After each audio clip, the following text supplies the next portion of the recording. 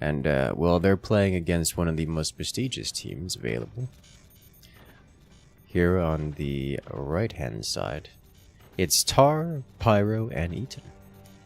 In a classic Battleships, non-high seas variant, so we're looking forward to some extraordinarily stable forts with an incredible amount of firepower on all of them. So, I'm expecting the starts and openers to all of these being substantially similar.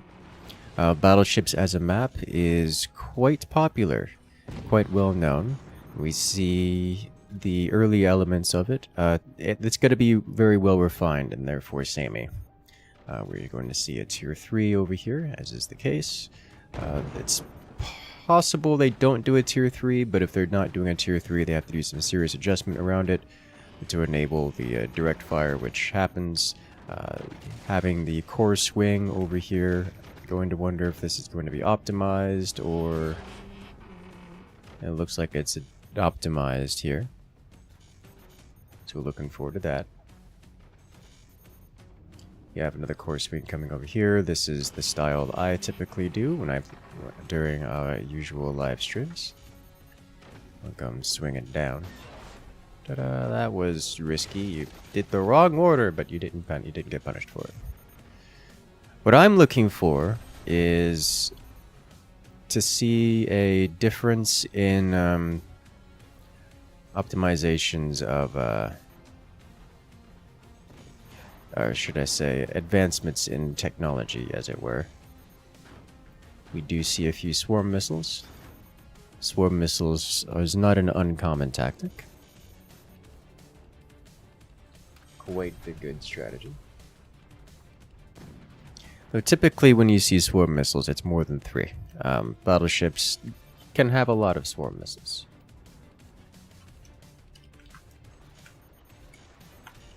So why not?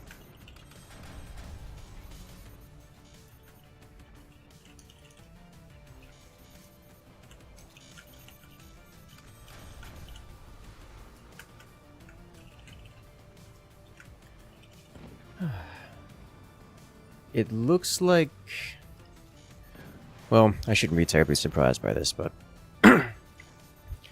most Battleships maps tend to not start out terribly high on the aggression count, because you can get heavy weapons out so very quickly. You just do that. And also because there's an incredible amount of resources and the thickness to the starting base. It's quite difficult to get real damage done, at least at the beginning. So you just don't try.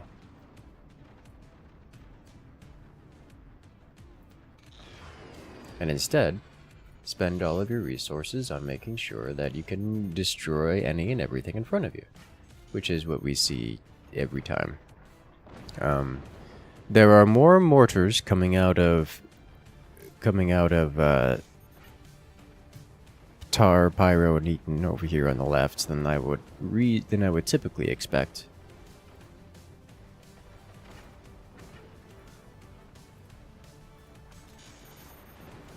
Mortars are quite the good. One of my favorite weapons of all time.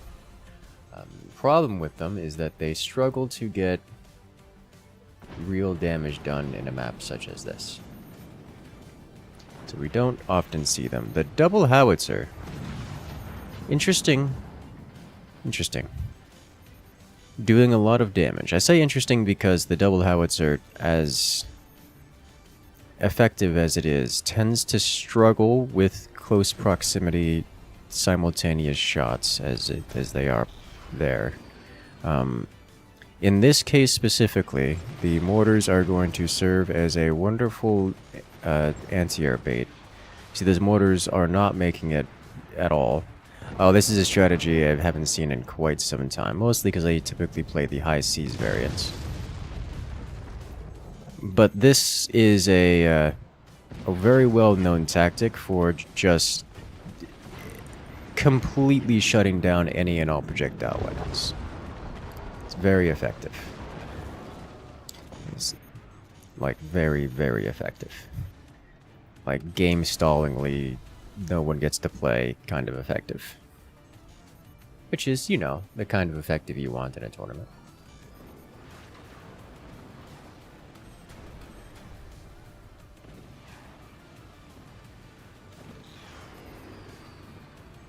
Why are you like this? There we go.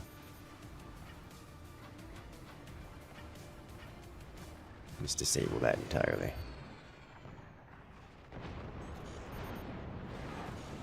Hey, there's the incendiary and the howitzer collides. The cannon follow-up. Laser beam follow-up. Do we have another? He does. And just like that, all those nukes get sucked into the floor. Isn't it great? You'll love to see it.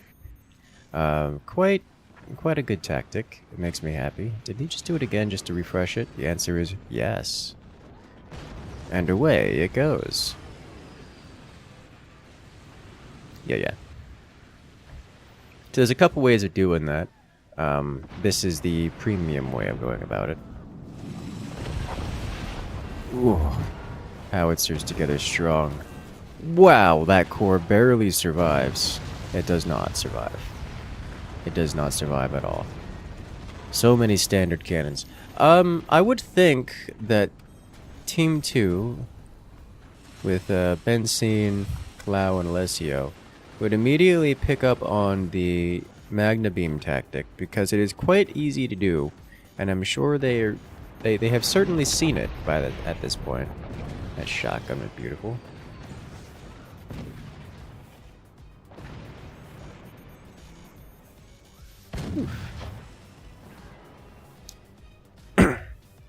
So that, I'm kind of surprised they haven't fielded one of those already. Because, you know, it's quite the effective. And would stop a lot of the damage that, Team 1's bringing onto the field.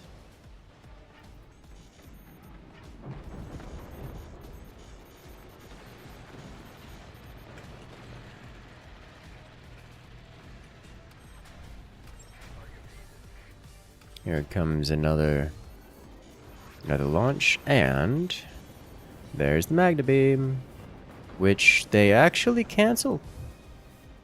They didn't drop the Magna Beam, not this time. I'm guessing they saw that it was only a single swarm and decided it's not worth it. That one, however, they are bringing down. The nuke launches, and away it goes. And as you can see, it shuts everything down, including cannons. However, cannons can be aimed to take advantage of it. We've seen Magna Beams used many, many times across the years of forts to have Magna Beams come arcing in from above, causing massive damage. And there goes another vacuuming up all of those missiles. Does it slurp it? Nope. Hey, a nuke finally lands on something that isn't the floor and does 0 damage.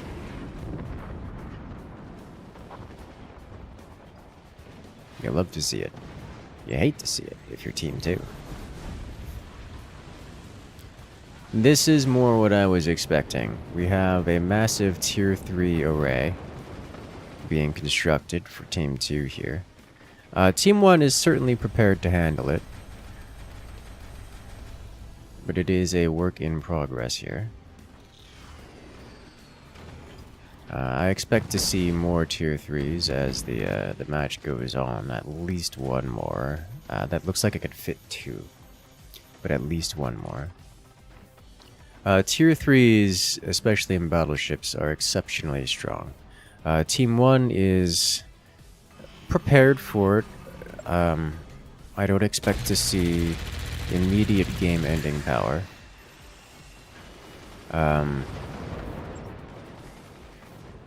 But there are a few vulnerabilities where a Tier 3 could get in and do some real damage. So we're looking forward to that. At least that as a possibility. Ooh. Buzzsaws taking out fire beams. We have some internal combustion. I shouldn't have any secondary explosions off of it, but damage has been dealt.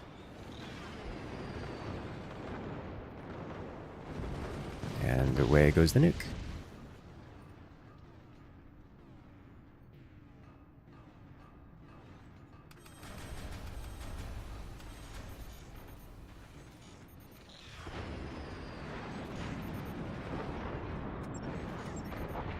Ta-da! Alrighty.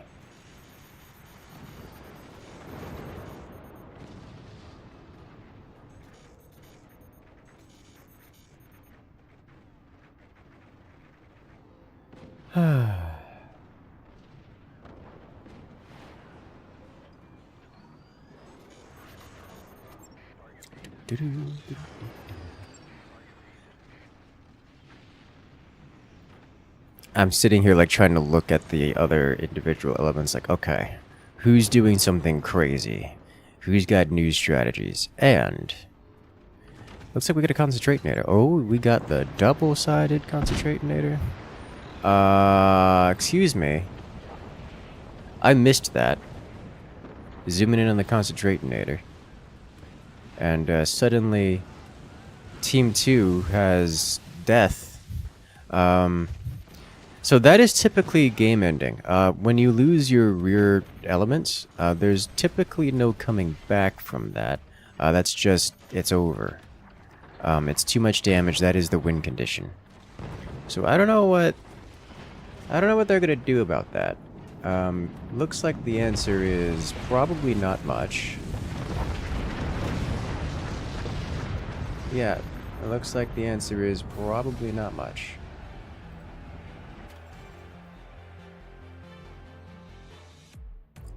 And there we have it.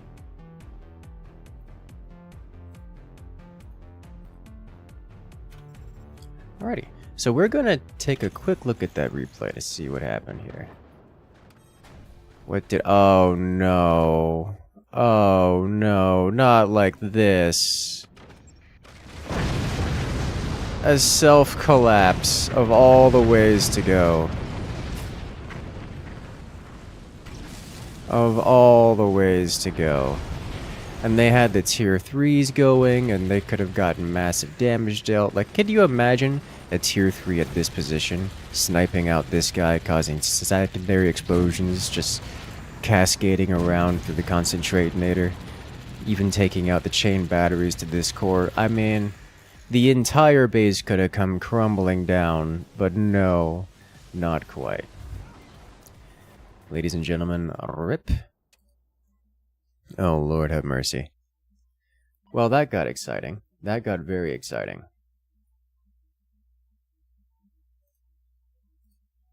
Alrighty then. So give us a moment while we move on to the next round.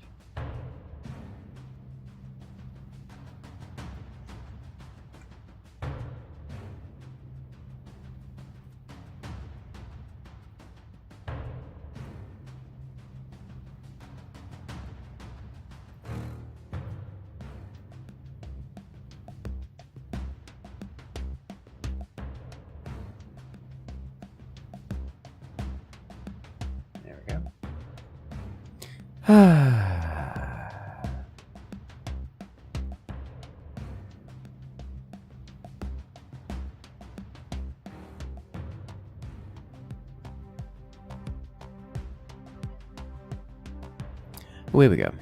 A question from chat. Do comebacks exist in the game? All the matches you watch, basically it's a snowball. Once someone gets an advantage, like 90% chance to win. You're missing something. There are comebacks. A better way to describe it is that this is a very fast-paced, RTS game, where most matches are 10, 15 minutes. So someone who gets an advantage can take advantage, so to speak, and end the game within 5 minutes. There's a reason why Canada Clock is such a big timing, because that's the time when players can end the game, just outright and immediately. And that happens at the 5-minute mark, before the 5-minute mark technically, but that happens at about the 5-minute mark. So if you start making mistakes and your opponent gets advantage, it goes from you playing the game to being eliminated very quickly.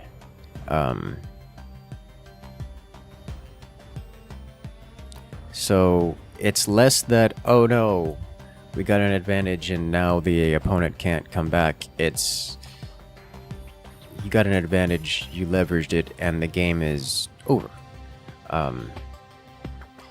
The exception being players that are exceptionally good at defense and are able to stall the game out. We see that sometimes on higher eco maps, or conversely lower eco maps, where the difference in power is not so great. But it is difficult to. There is a point where there is no coming back. And that point, that threshold could be crossed very quickly. But before that, yes, there are absolutely comebacks. Most of them come through the flavor of door snipes, or being able to claim your teammate's base that recover existing goods, that kind of thing.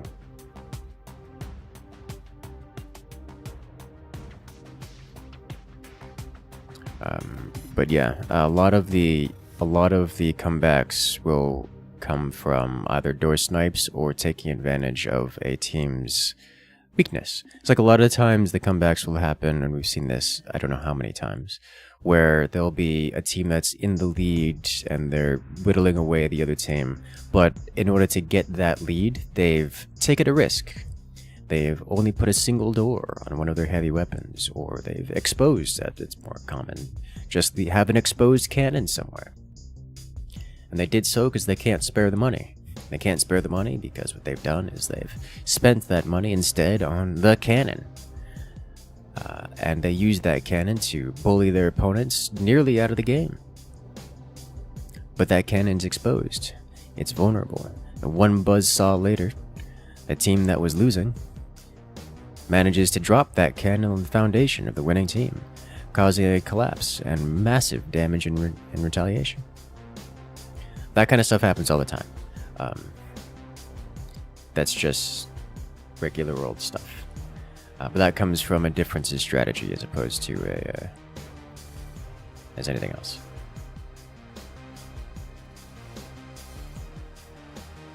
Does that answer your question, though?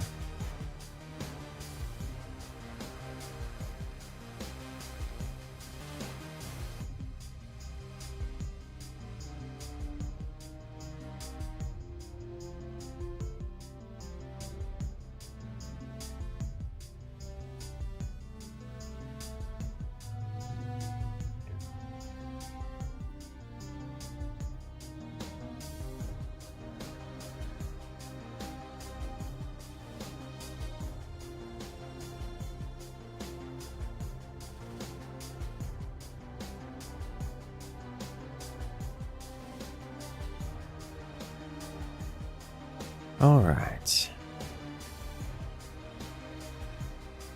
And give us a moment while we set up the next match. So, for those who are just arriving, today is a very big forts day. We're starting out with Fleeting Shadows Battleships tournament, and then we'll be jumping into the Forts Pro League start.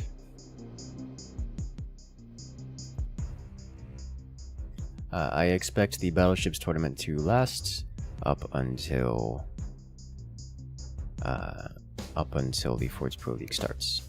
So we shall be running this around over time, and we get to see the best of the battleships.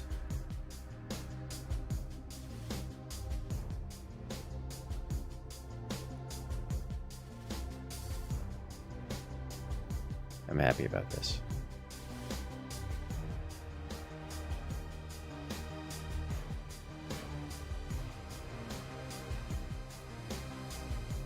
I've been looking forward to Battleships tournament for a while because this is where we get to see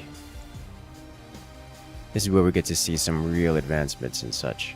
One of the things that as I've said this before, is that I haven't seen a whole lot of advancements in Battleships meta, as it were, building styles and such. At least not recently. And I was hoping to see some competitors here who have come up with some new ideas that I could just steal, just use, learn. So I haven't figured any out recently.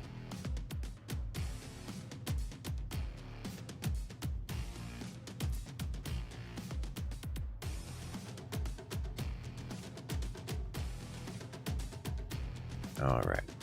So it looks like we're having some cat herding issues. One of the players has irrevocably AFK'd.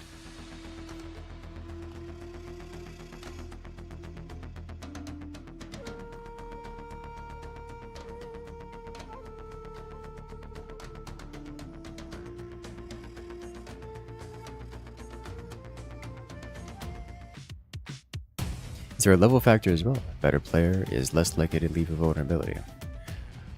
I'm uncertain what you mean by level factor. If you're referring to comebacks and such, better players are less likely to leave vulnerabilities, but the vulnerabilities they leave are more likely to be purposeful.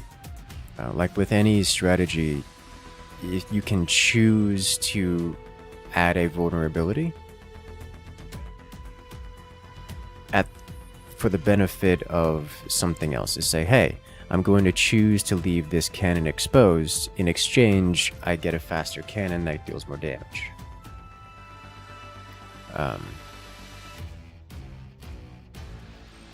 We see this all the time, like the stereotype of throughout Eaton, even though it's somewhat undeserved, is that Eaton tends to play greedy, and most of his deaths come from his own vulnerabilities that he's just left, either purposefully or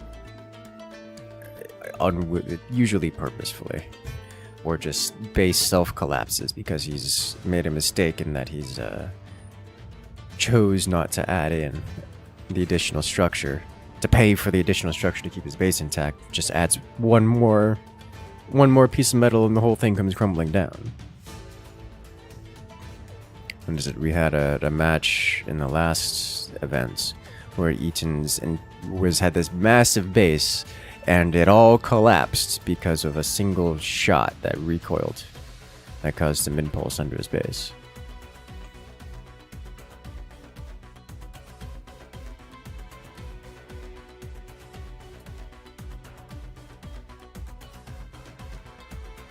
So it absolutely happens, and yes, more experienced players tend to have less vulnerable bases. And again, having a less vulnerable base doesn't help so much against door snipes, which is the strongest or most common comeback method.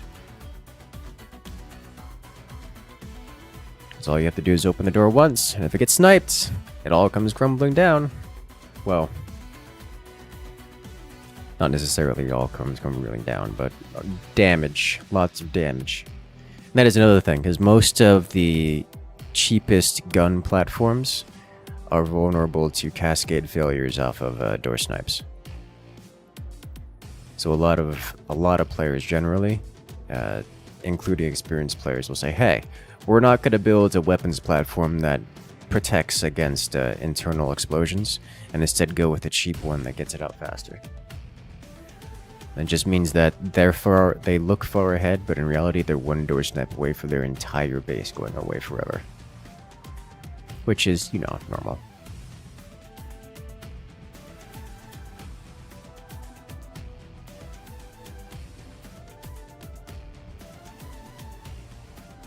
It's one of the reasons why a lot of the games look like they're super far ahead or whatnot. It's like, oh no, there's no comeback because they're so far ahead. Such as like, yes, there is. You're just not seeing it because you don't know what to look for, which is why I try to spend a lot of time commenting on such things. Say, hey, look at this vulnerability here. It's to the untrained eye, it can be difficult to discern what is and is not a vulnerable point or what strategies are being used and such. Alrighty then. So now we're off to the next round. Is here we have on the, it is left-hand side here, we have Taichu and Mulva. This team had some player issues where one of the players vanished. So we were giving them a moment to come back, but a few minutes to come back. But at the end, we decided to say, hey, we're going to let them go with only 2 out of 3 players in their team. So there's only 2 players here on the left-hand side. And they're facing off against their opponents, Milch, Royal Master, and Gonitz, one of the German teams, on Battleships.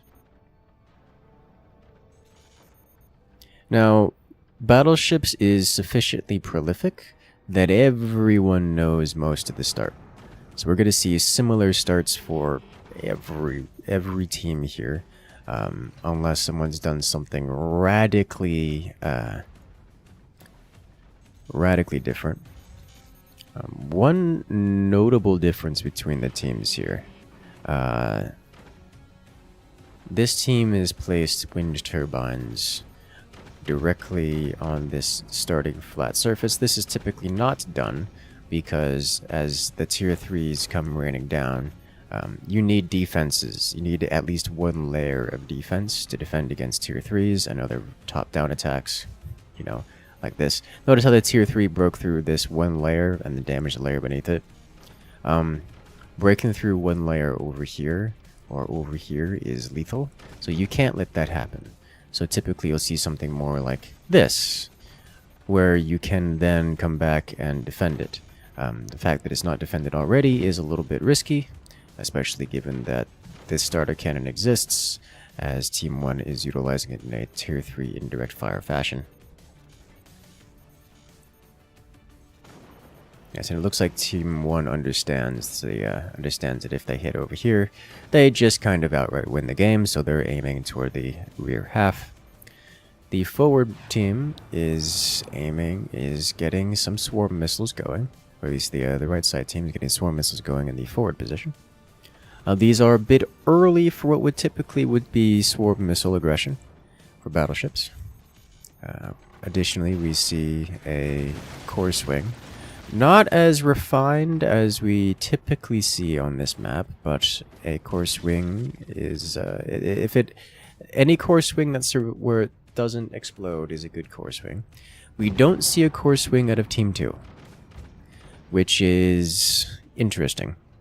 Typically, you want to remove this core, not because the core there is exceptionally undefended or something, but because it is difficult to adjust this position to be a proper weapons platform, and without also leaving the core vulnerable. And it's just having a weapons platform is necessary there. Additionally, the tower has a habit of collapsing due to damage. Because you require turbines in the rear in order to survive, and because it's all of your eco, you need to have something in front of it. And this is the something in front of it, so it exists to get shot. Having a core in something that gets shot, especially if it has a tendency to get sliced and fall down and explode, is not something you want. So the core being there is just a mistake, like 99% of the time. This core is still dangling, not attached to anything except rope, so that will likely be additionally swung a bit more. This is the style of base I would expect to see out of a standard Battleships play, the exception being that it's a bit unrefined, whereas over here, it's got the right ideas. It's just messy. Additionally, they haven't expanded their metal income, so we will see Team 2 as something around half the economy of Team 1. So if Team 2 does not change that in very short order, they will get outscaled permanently.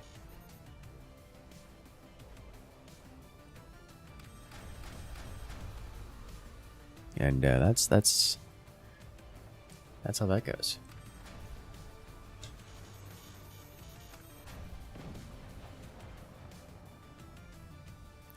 Like, you can see the differences here. Like, look how tall this wind power tower is compared to this side. Looks like Team 2 is upgrading their mines, all of them. That will help close the gap in economy. For the moment. It will not match Team 1's economy, but it will close the gap somewhat, as Team 2 is at plus 99, whereas Team 1 is up at 144. Yep. So that's what I was talking about. It has a habit of getting sliced, and when it gets sliced, it takes out the internal foundation structure, which is just rough. And they have to rebuild that now, because if they don't, then there's going to be cannons incoming, and that leaves the wind turbine and energy production vulnerable. Oof. Here comes the howitzer. Looks like it's going to overshoot. That'll be a swing and a miss. Team 2 launching their missiles. And we're going to see the typical missile defense on battleships as they all get sent into the abyss. Ta-da! Beautiful. Love to see it. Time for cannon reply? Yes. Yes, time for cannon reply. And it all comes crumbling down once again. Magna beam defending against the mess. Oh no, you can't fire your weapons while the Magna beam defense is active. Oh no. Well, a little bit of self-damage there, but pitiful amounts by comparison.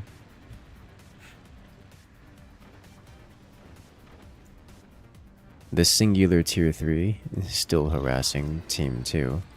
Remember that Team 1 only has 2 players, and one of them, specifically Taichu, wasn't supposed to be here. He was just kind of substituted in at the last minute. So Team 1 is a bit lacking on the APM generally, which is why I'm not terribly surprised to see a number of inefficiencies around. They just don't have the actions available to fix things, make it perfect.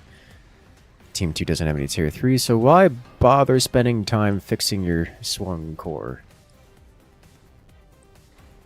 So that's, you know, exciting.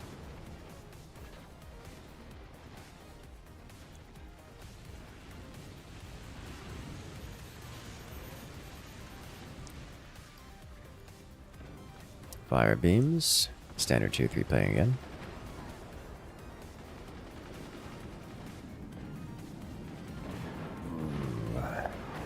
Both howitzers land. Tier 3 follow-up as well. Standard cannons. Massive damage. Team 2 is falling apart here, cannon shell by cannon shell. We see mass launching of missiles from Team 2. It's going to prompt the Magna beam defense. Indeed, all those missiles do effectively nothing.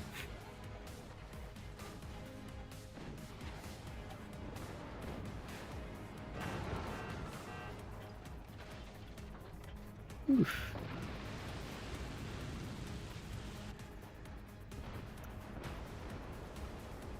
And no more anti-air from Team 2, so those howitzers, all 4 of them, are going to land. Just like that, Team 2 loses another core. They're selling off some of their technology, hoping to reallocate those funds on additional defenses. But this is the problem. Team 2 is sitting at a whopping, what is that, like 80 eco? 80 income? Compared to Team 1's 144. That's not okay. You can't do that and expect to, you know, survive. Team 1's just gonna keep firing, and they're not gonna stop firing at all. That's all there is to it.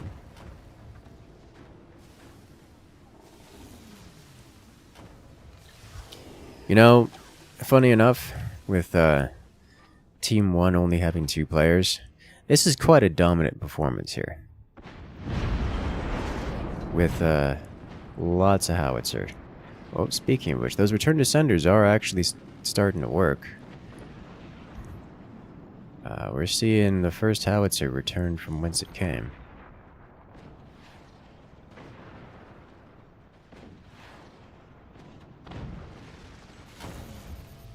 Oof. It's interesting to see the differences here, where Team 1 isn't doing a whole lot of things, but the things they're doing are very effective. Whereas Team 2 is doing a whole lot of things, and most of them aren't effective. Most of them.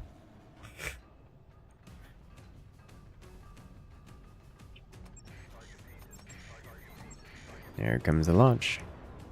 And in one quick trick, you get to see it all go for naught.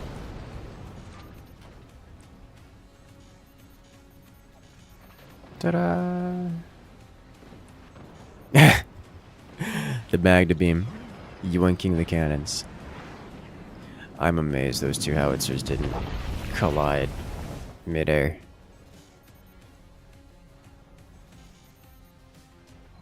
It's... I think it's because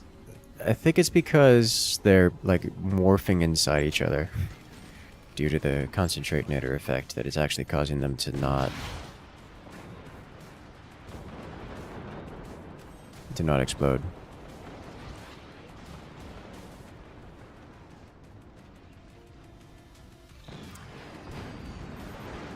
Oh, and there's the shutdown. The return to senders have been damaged. And unless those come online right now, this game is going to end immediately. I don't think it's going to matter. The EMPs are starting to make it through again.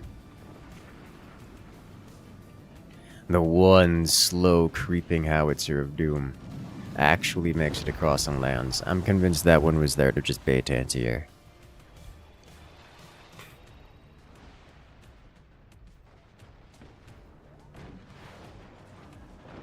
Oh, ho, ho. Beautiful Magna Beam. Oh no, the Magna Beam's separating them.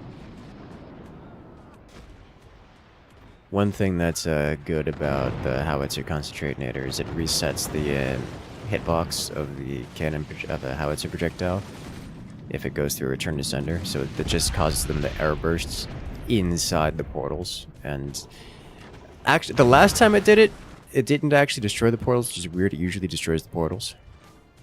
It'll like air burst inside the portal, but they like, I think it was because the portals were malformed, and so it spread them just enough that they made it like out here before detonating, impacting on background racing.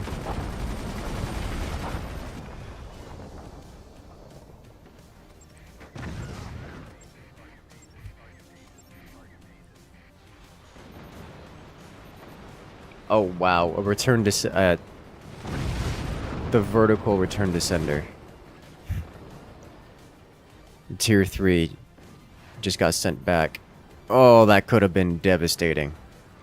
Imagine if that had hit like right here. That's just game over right there. Just immediately.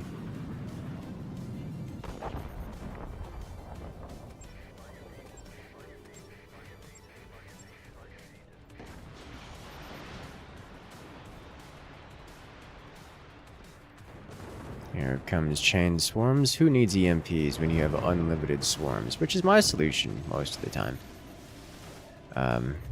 That should be it. Team 2 has run out of time to grab their...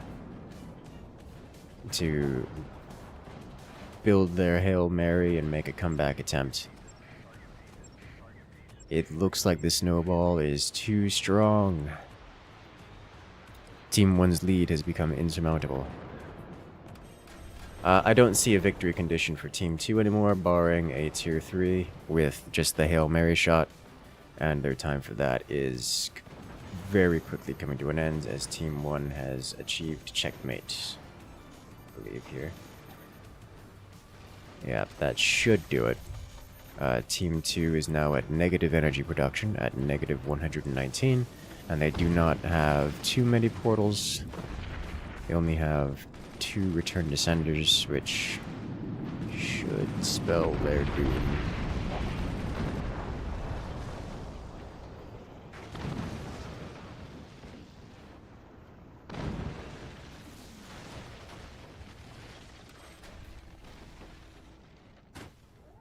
Okay.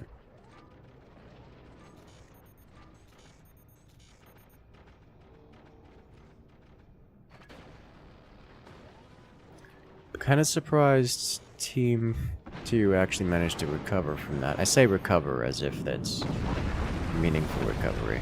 I'm surprised they managed to not die off that last volley is what I mean to say. They managed to recover by selling all of their eco and everything else, which is what they did. So, recover is too strong a word. This is just them playing out the last steps of the last moves of the checkmate. There is no recover from this. This is over. It should just be another couple volleys of fire, and then that'll end. The swarm missiles have been upgraded to nukes, which should expedite the process, unless the return descenders come back online, which I strongly suspect will not be the case,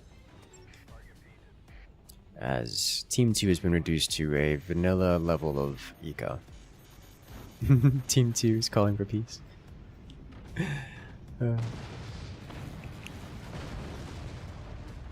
Peace for 8 minutes. No. No peace. This is such a tall... The only way Team 2 could potentially recover from this is if self-collapse happens. As you can see, Team 2 is fully out of money. Fully out of money. You know, it would be cheaper if they sold off the sandbags and left the return descenders fully exposed, because then they at least have the chance of working.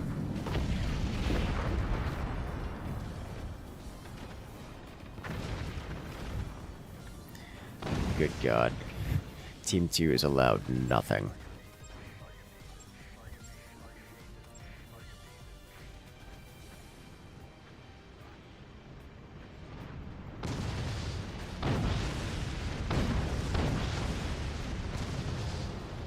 And those nukes are scouring. Just plowing through.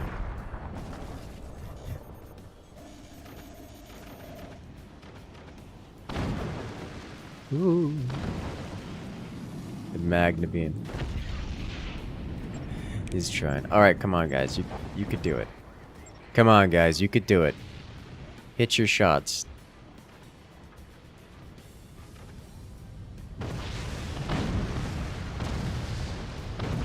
Nukes have a habit of not missing anything.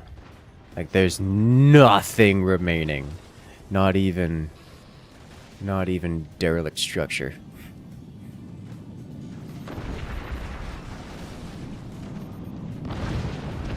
Oh, ho, ho. Yeah, okay, so Team 2... it's Team 1. Took it to heart what I said. Hit your shots, and just provided to send 3 different volleys of weapons directly into their core. Good lord. Congratulations to Taichu and Mulva taking victory here in this round. Good job. You love to see it.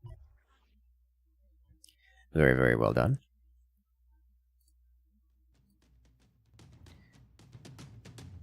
Goes to show the team with more players is not always at the advantage. Skill is a very, very big skill and strategy. Very big factors.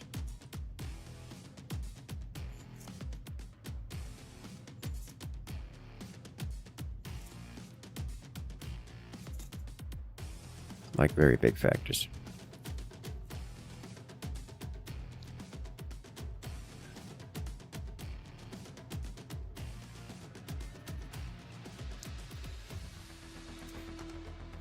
Alright, looks like we're getting set up for the next round.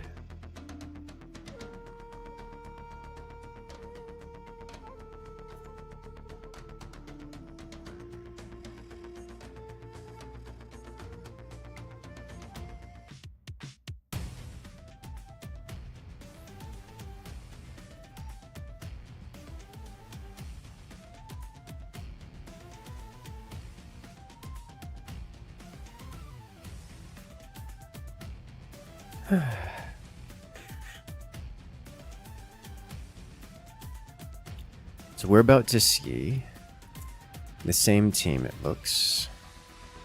Mulv and Taichu versus the German team with Derbensi.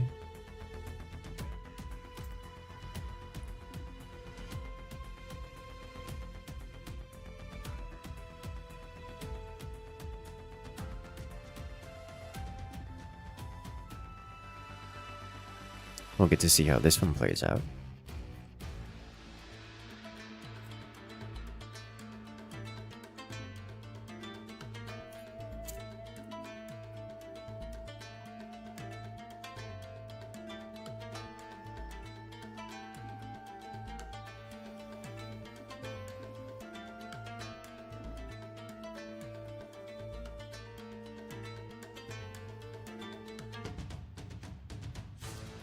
Looks like we got a little bit more cat herding to do, so it will be another minute before we actually start.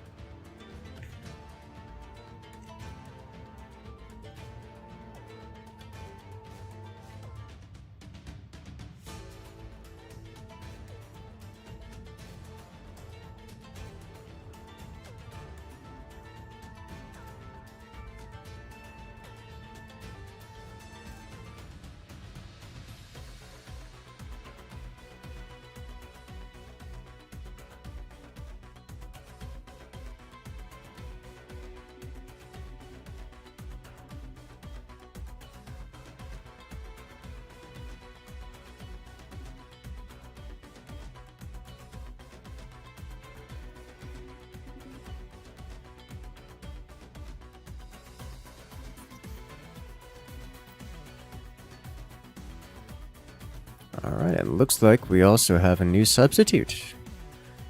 So Taichu and Mulva will not be 2 players, but 3. It's, suddenly it looks like we have a team that is going to be quite strong.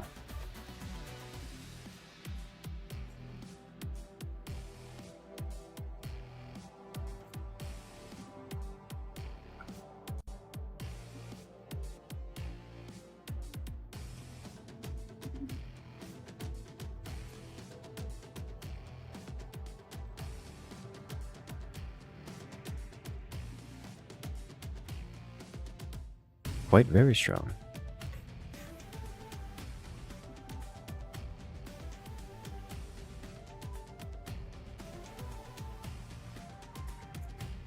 Alright, we're finishing up commander bands, and then we'll be jumping into the action.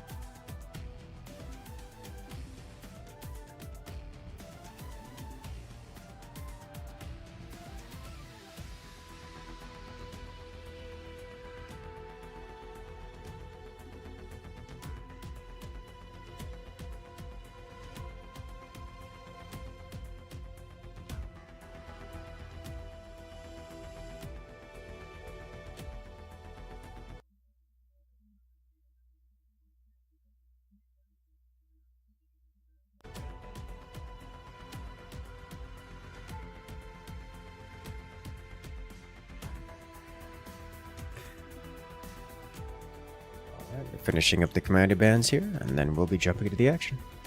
We get to see some more battleships. My favorite kind of battleships.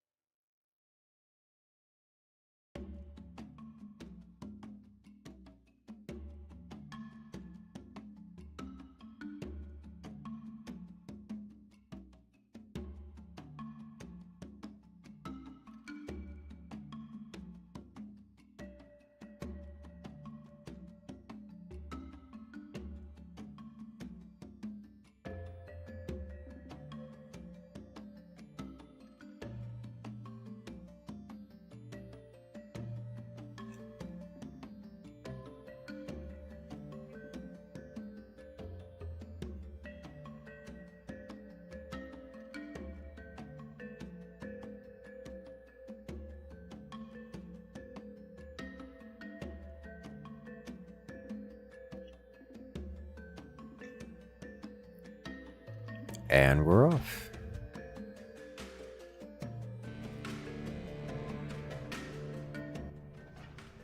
Ladies and gentlemen, oh lord, they turned on the hands, the pointers, there's so many of them. Alright, ladies and gentlemen, welcome to the next round of Battleships. Where here we have on the left-hand side, it's Dragon, Mova, and Taichu playing against their opponents on the right-hand side. The Germans, Derbensi, Clau, Alez, and Alessia. This should be a match I'm more interested, much more excited about. Anticipating good things. Anticipating very good things.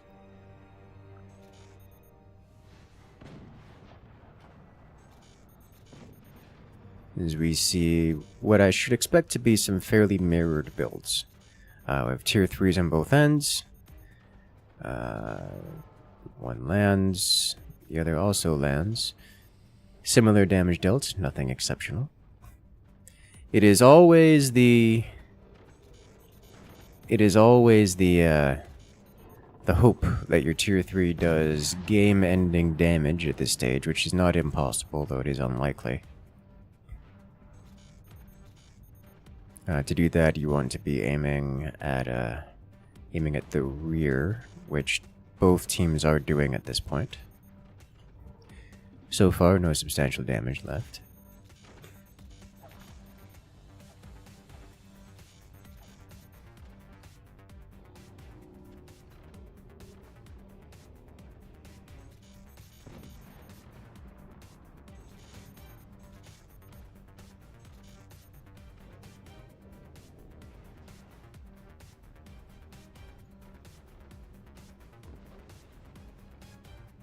Alright. That tier 3 went awry. The core swings are happening on both sides.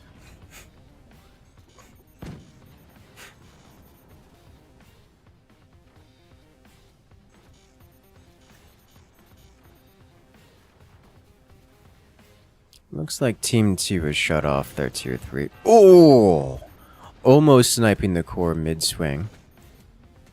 Looks like Team 1 had a snafu here. Nearly dropping their core into the floor. But it survived. Barely, but it survived.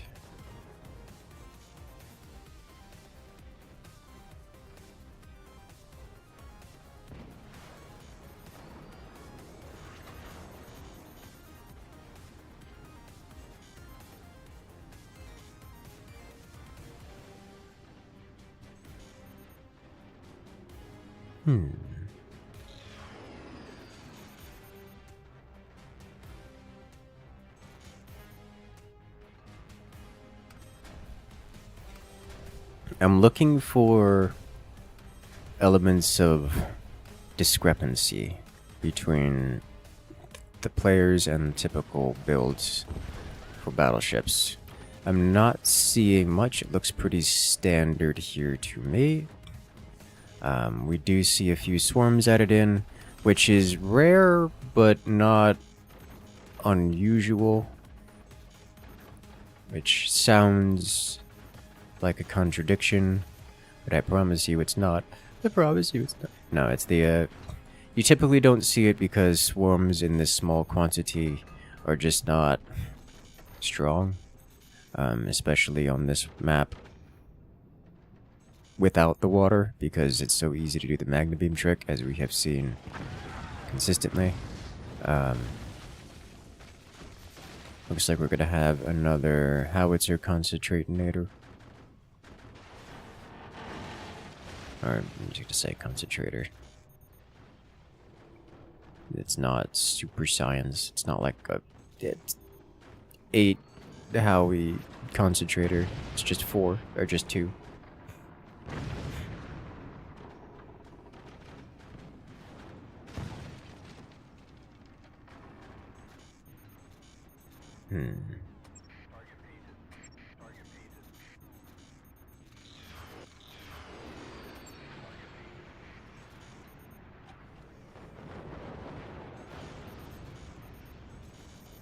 Here comes the nuke. Into the floor.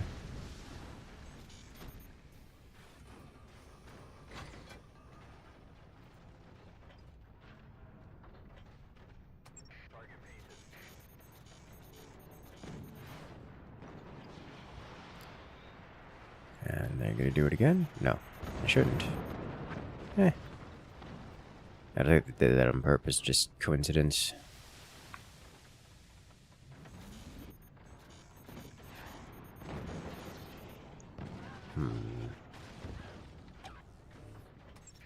Okay, so I don't think we're seeing anything particularly unusual here.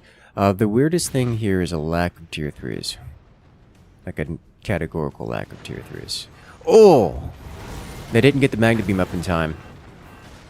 Massive damage. The nukes lands. Team 1 losing most of the front of their base, including their cannon and bringing their forwardmost core down to 6%. Lots of follow-up attack, but not quite enough to end it outright. The standard cannons from Team 2 are just pummeling Team 1. Team 1 just not quite prepared for it. Oh, that would have been devastating. Had those nukes landed, Team 1 would have lost those cannons for sure, like 100% gone. The last minute drop of the Magna Beam pulls those nukes backwards and out of the base. Massive hits on both sides. One thing I'm pointing out is I'm loving the slanted tower, something you don't see all the time. How he's flying, swing and a miss. The slanted tower is more resistant to door snipes. This is one of those strategies I was saying. Hey, you know how players will oftentimes build weapons platforms that are vulnerable to door snipes, but they're okay with it because in doing so it's cheaper. Yeah, this is both teams are building towers, citadels of cannons that are substantially less vulnerable to door snipes.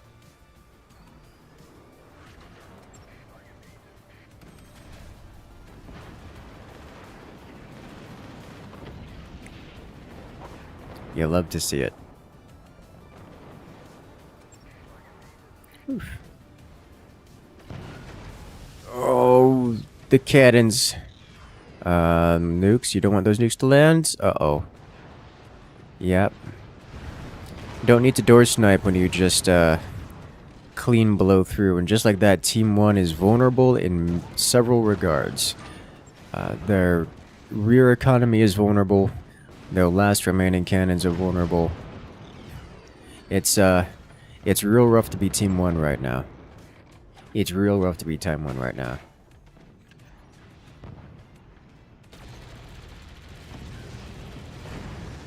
There's a nukes getting slurped into the Magna Beam.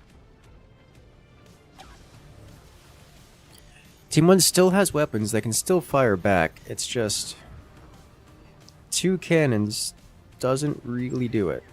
Looks like they're trying to use their cannons to get rid of as much anti-air as they can. Hopefully causing allowing the howitzers to get through.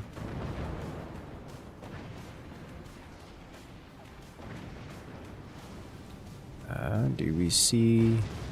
The one thing about the Magna Beam defense is it isn't cheap.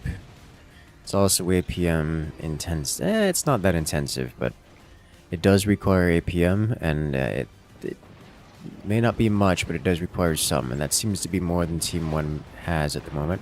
Oh, door snipe. Team 1 getting door sniped. Oh, it's bad. Oh, oh lord. Oh, it's bad.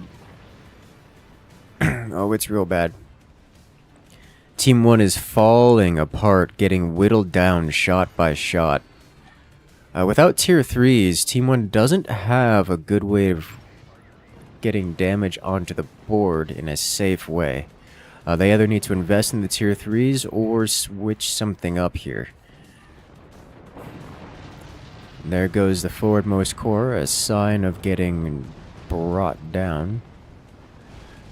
Team 1 also hasn't invested into the protective layer above their starter platform, which is going to leave them vulnerable to, well, things and stuff. Mostly cannons.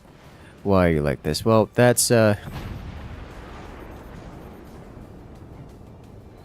very suspicious way of conceding. I think Team 1 sees the writing on the wall here.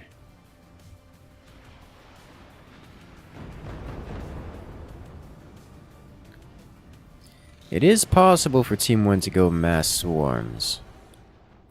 But Team 2 has developed that's now 6 tier 3s, which should end any hope of Team 1 existing. Because of that. Yeah, that's just a lot of damage. The problem with tier 3s for all sides is that it requires an entire extra dimension worth of defenses. And that's something that's just too expensive to upkeep. Without having some extraordinary advantage lead in the game. Even Team 2 isn't prepared for tier 3s, despite having this much of a lead. So, Team 1, less prepared for such things. Looks like everyone's on the artistic train here.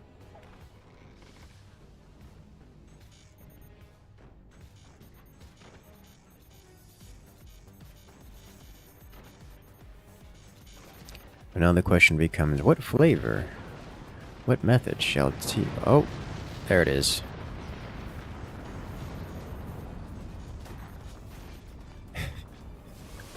For a moment, so Team 1 never actually reconnected their center core after the swing. They just left it dangling there.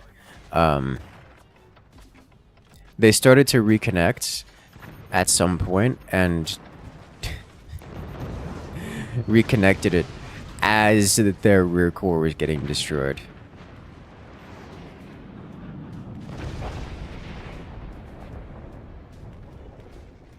Good lord. That's, they're taking their core for a walk. They're gonna have to connect in order to make it, go any more forward. They're gonna have to connect to build a platform. Taking their core for a walk. Here comes the sun. Oh, they took down the nuke. There it is. Sniped by cannon.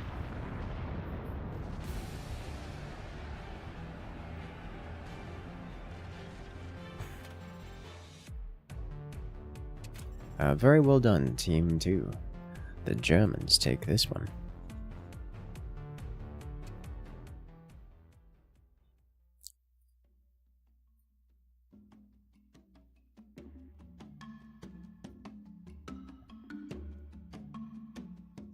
Alright, give us a minute while we set up the next round. I say us as if I'm participating in the setup here. This is all Flynn Shadow, so shout out to Flynn Shadow managing everything behind the scenes. In terms of cat herding and such.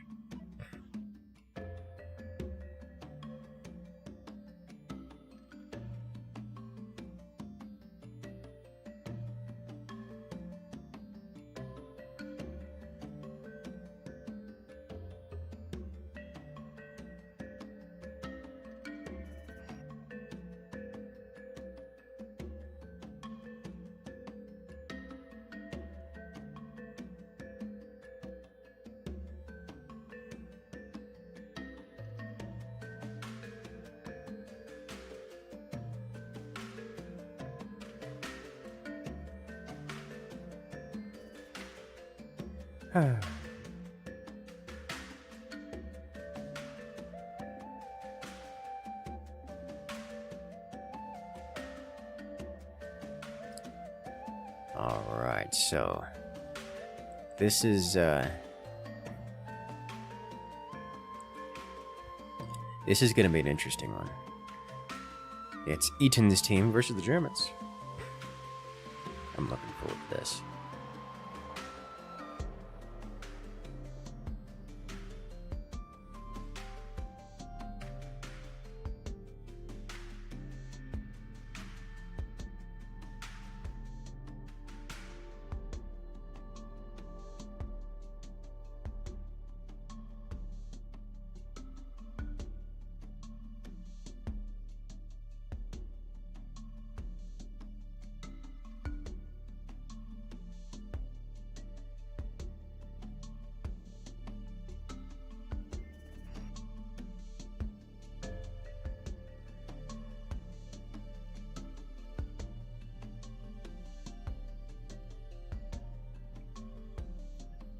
anyway. Alright, the commanders have been banned. Just need to finish getting all the players into the match, into the lobby, and then we'll jump into it again.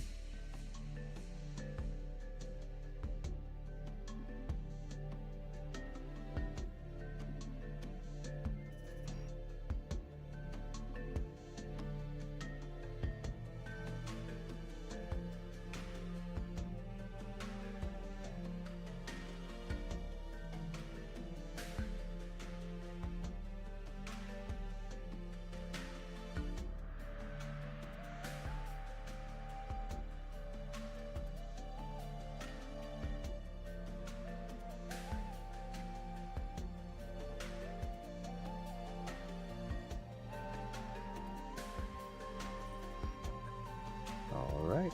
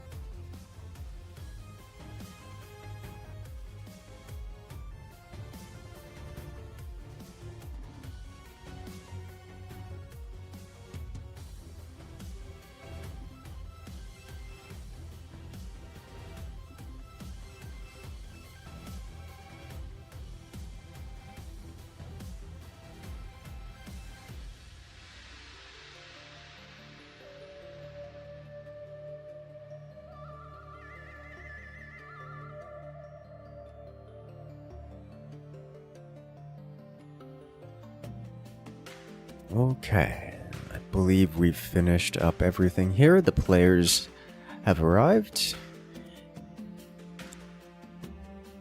Just waiting for them to ready up, and then we shall begin the next round.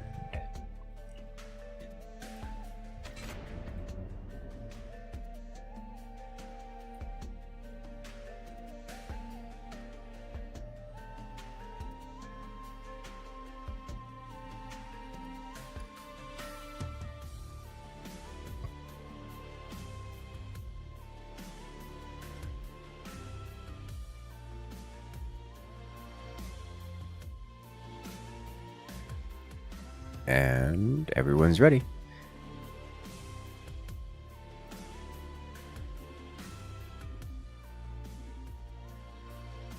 Time's up.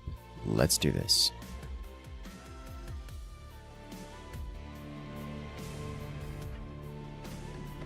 Why are you like this? Man insta-fires the mortar and then sells it. Doesn't even aim it to hit an enemy target, just insta-fires. Good lord. At least Team 2 actually aimed their mortar and hit their opponents with it. Alright, ladies and gentlemen, here we have Team 1, the German team, Clau, Alessio, and Benzine, facing off against their opponents. Here on Team 2, Eaton, Pyro, and Tar. I'm actually curious if any of these players will be playing. I'm pretty certain none of them are playing in the Forts Pro League startup matches later on, although they probably could, as I believe this tournament will be ending before the FPL will start. The FPL starts in a few minutes, 45 minutes to be exact.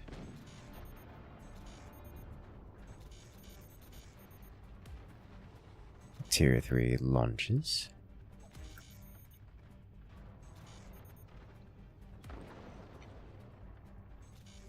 swinging them and miss. Team 2, notably ahead of the curve here. Their cores already swung, and they already have defenses around the weakest points of their base. Here we have Team 1 doing the same things, only at a slower pace. Notable difference is they've gone with the wind turbines on the base layer, as it were, the deck layer. So there cannot be defenses around the explosive components. This is what I was referring to earlier when I say, hey, usually you add one layer of background between so you could add a layer of defenses just to, you know, keep yourself safe. Team 2, developing massive economy. Fully developed their baseline of miners. So has Team 1, but Team 2 has also gotten about a third of their row upgraded. So they're going to have notable metal lead. They're already up to 144 compared to Team 1's 111.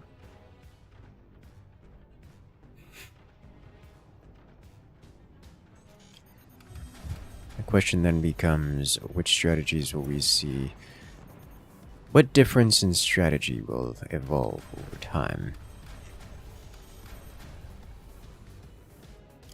One notable difference, the existence of 3 swarm missiles for the German team, compared to no swarm missiles for Team 2. However, Team 2 is developing mortars. They will serve a similar purpose, in that they will provide small amounts, just meager amounts of projectile damage that can be utilized as a mostly as machine gunner bait, anti-air bait, presumably for howitzers and other more meaningfully impactful weapons. Team 1 does upgrade 2 of their missiles to nukes, so that's going to be relevant. So they'll be attempting to get those nukes through. Here is a difference in tower design that may be relevant here. This pattern is not safe from door snipes. If it gets door sniped, it all comes crumbling down. It is cheaper and easier to construct and repair. Whereas this design, somewhat more expensive, more difficult to construct, more APM intensive, but is more safe for door snipes. That said, these are howitzers here, and howitzers explode much more violently than cannons do, and in doing so renders it less, much more vulnerable to door snipes, because when a howitzer detonates, there's no real saving that. It's just death. Oh. Had that cannon found the hole, we'd have had a door snipe and a very early lead to Team 2. That said, Team 2 just has a positional advantage here, in terms of general game state. For no other reason than Team 2 has been more efficient in their early game. You can tell in the difference in their power tower, as Team 2's power tower is like twice the size of Team 1's. That's just due to economic advantage. It looks like those nukes are going to land. Team 1's nukes doing real damage, mostly because Team 2 has absolutely no anti-air, like not even a little bit.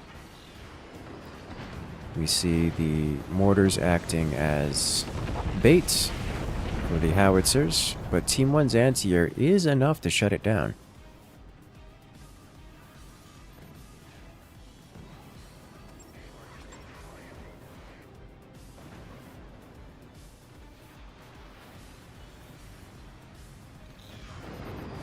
Oof.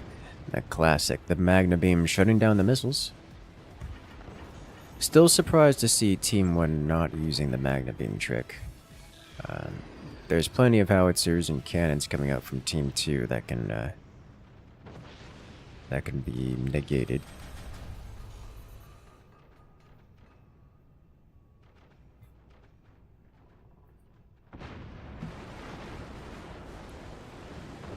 Howitzers fly. And they land, and it all comes crumbling down. Team 1's tower takes a heavy hit, comes crashing to the ground. 2 cannons survive at the base of the tower, but their wind turbine tower behind it is now vulnerable. That's going to leave Team 1 not in a great position, but they're not out of the game. They're just, they've taken a lot of damage. Realistically, they'd need to have alternate weapons available, as they should, or at least will likely, have an opportunity to rebuild their cannon tower, and with it their cannons. But that's going to be under duress, as it were. And the question becomes, how do they rebuild things? It is going to be safer for them to build tier 3s.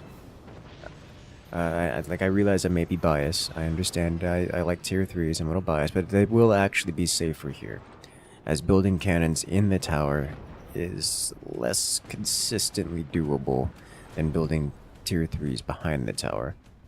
And getting tier 3s active provides meaningfully impactful threat to their opponents. Of course, there's a question as whether or not Team 1 can survive that long, as Team 2 is really throwing on the pressure.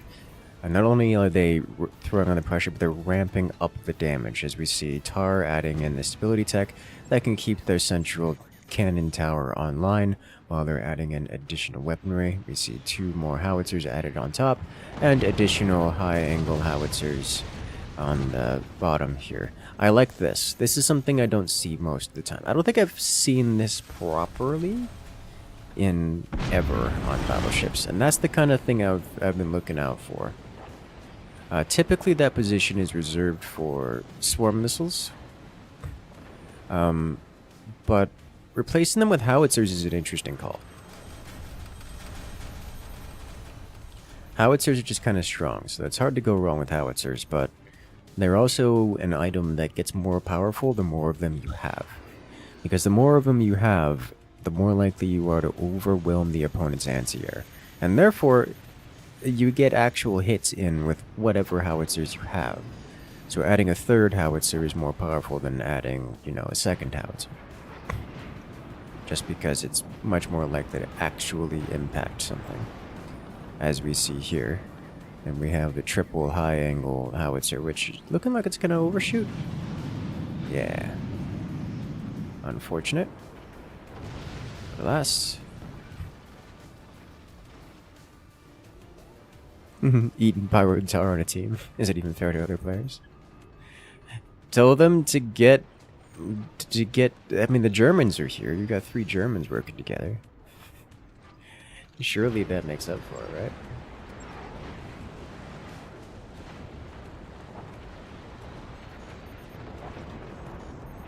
Where's the Koreans when you need them? Oh! And there we have it. 1 howitzer impacts. Nearly all the howitzers are shot down. But 1 made it through. And that's all that it needed to deal great damage. Oh! But the nukes land! The categorical lack of anti-air for Team 2. The Magna Beam nowhere to be seen. And Team 2 loses a core. Spoiler alert, this makes them more powerful. When it comes to the forward core, it's really awkwardly placed, such that it's nearly impossible to defend, and it blocks that region of the fort, making it effectively unusable. I've seen players just straight up sell off their core, like self-destruct it early in the game, just so they don't have to worry about it's taking up unnecessary space. So losing that forward core is usually not a big deal, unless it does a bunch of damage in the process. So unless there was stuff there that they needed to, that was important for their survival, losing that forward core is usually not a bad thing. It is worth noting that all this deformation is here and is a problem. Looks like they've resolved that problem by just building swarm missiles there and generally ignoring the problem, but that is a decision. So I would say that losing their core is going to make Team 2 more powerful, but not as powerful as it would normally have been due to the deformation cost there.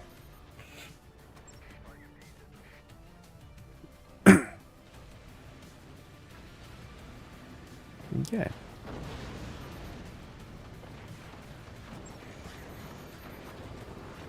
20 mil getting slurped by the Magna Beam.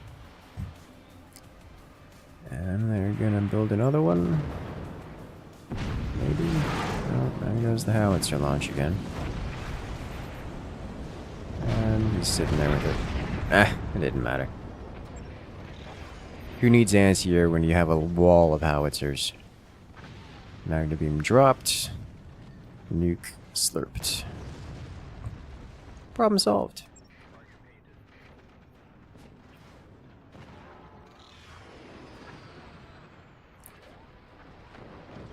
It is funny, Team 2 not building any ants, just abject refusal to build anti-air and instead relying on hard walls and Magna Beams.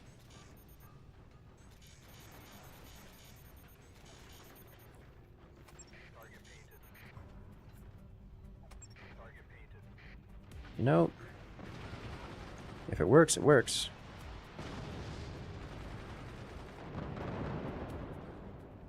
They're just like, we stopped trying. We built it. The wall is too thick. Stop trying to fix it. Just sell it all off. There we go. Problem solved. Now we can fire our weapons again.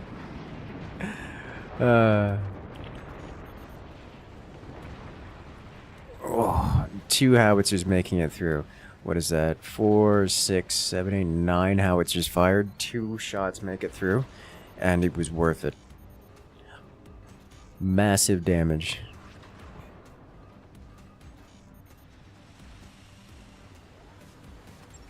No, the buzzsaws for Team 1 doing great work here. I believe Team 1 has come to the conclusion that Tier 3s are the solution to their problems. And 1 howitzer makes it. Another volley, only 1 howitzer makes it.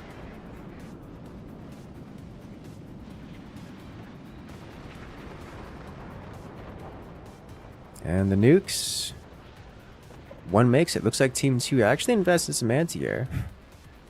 Interesting decision, Team 1 going over, just choosing to go over and around the Magna Beam. Surprisingly worked. Usually it doesn't work. Magna Beam's got quite the large absorption radius.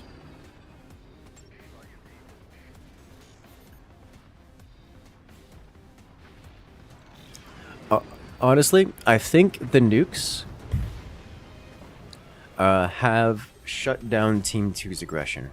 Not because the nukes have directly done damage, but the constant requirements for Team 2 to utilize the Magna Beam has resulted in Team 2 being unable to fire their weapons, and such has reduced the damage Team 1 has received by an extreme margin. And what few shots have been fired from Team 2 have been able to get shut down by Team 1's now copious amounts of anti-air. So now it's Team 2 that needs to either adjust their strategy or keep rolling the dice and hope it gets through. But they're going to start running out of time here because these Tier 3s are coming online, and Team 1's going to start firing back with meaningful amounts of firepower. Oh! Speaking of rolling the dice, the howitzers make it through and Team 1 loses chunky amounts of their eco. It's not going to be enough to take them out of the game, but that's not the world you want to live in.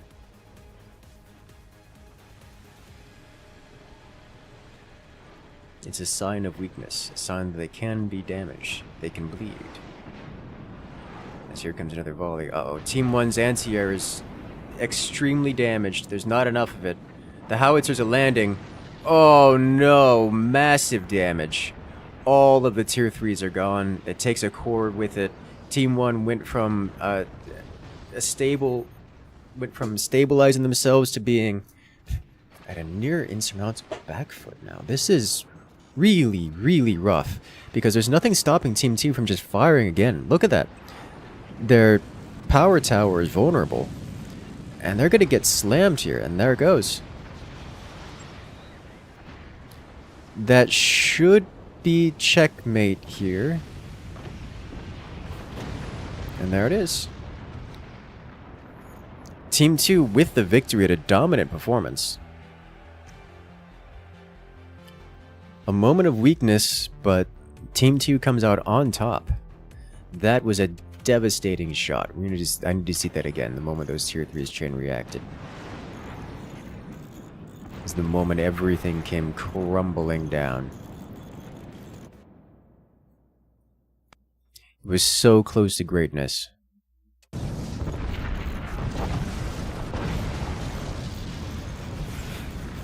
That critical shot, and suddenly, Team 2 insurmountable lead. Yeah.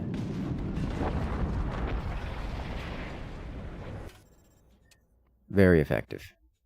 Very, very effective.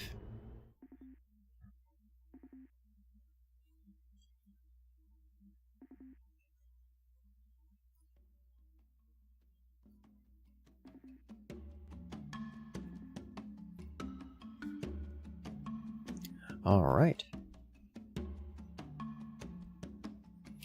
Yeah, so that was definitely Team 2's plan. Just launch howitzers until it works. Which is usually a very good strategy for howitzers. Like a very good strategy for howitzers. You just get more howitzers.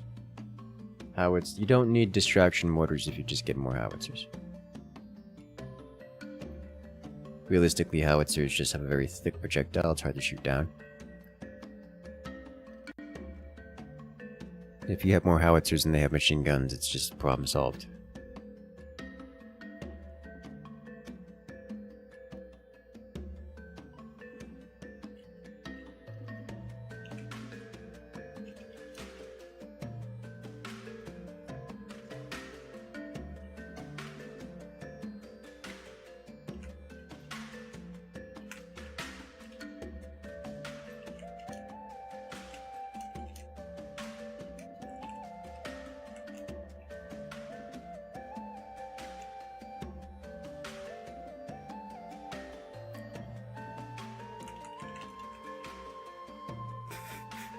All right.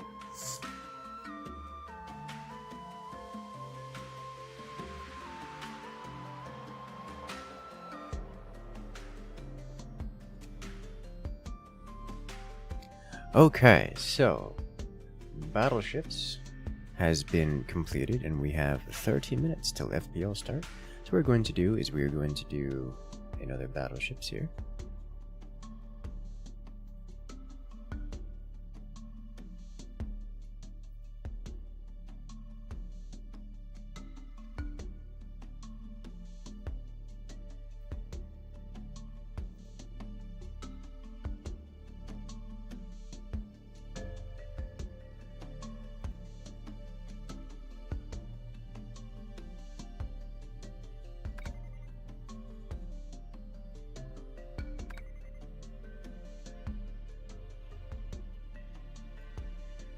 How are they mag beaming every time?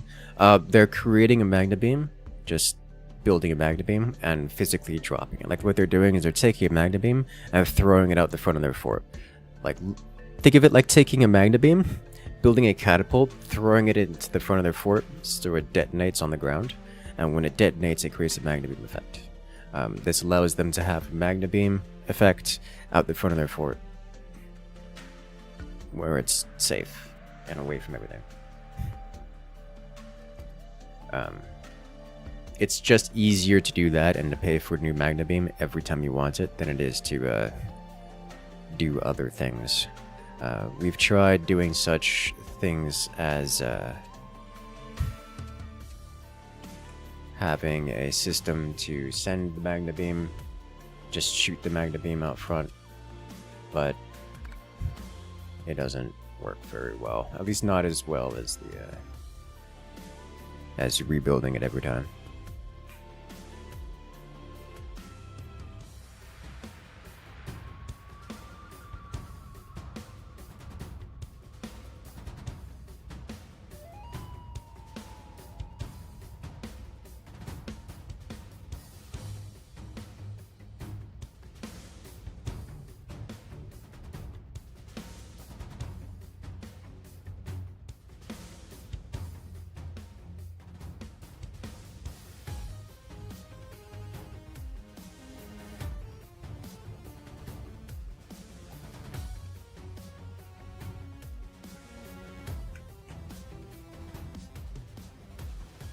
All right.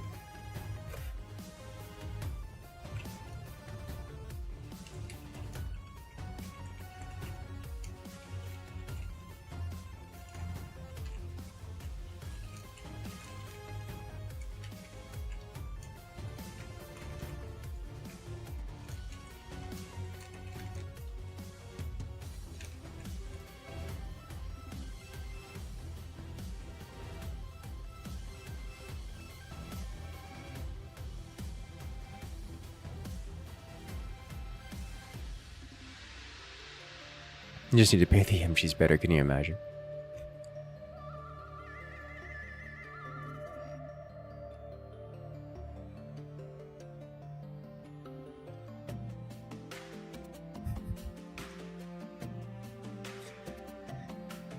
Why you like this power?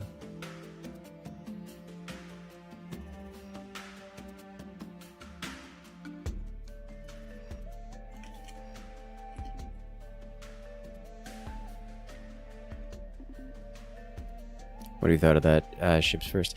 I'm uncertain. I know it's something I figured out. Wait, is this something? I don't remember. That was like an immediate like. Wait a minute.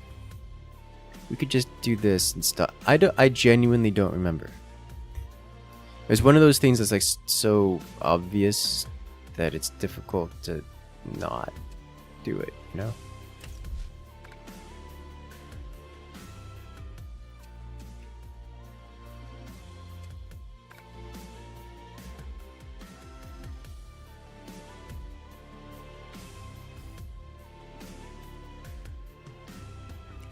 Alright.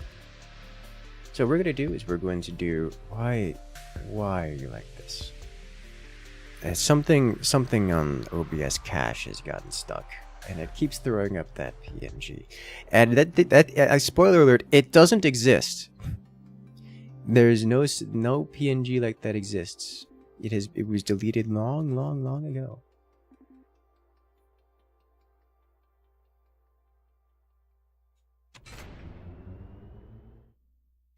I saw at the last second mentioning the teams. I didn't even look at the teams.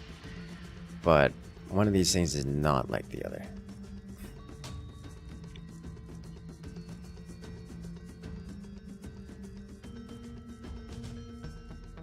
Allowing the nuke to hit the small door span would likely cost more in repairs than the magnet itself.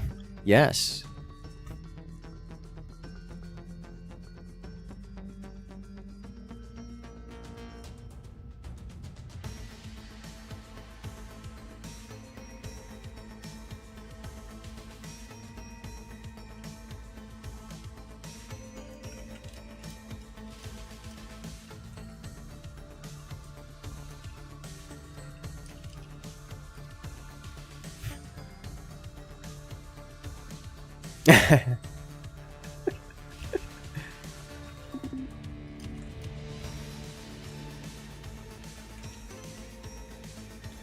Alright, let's do this.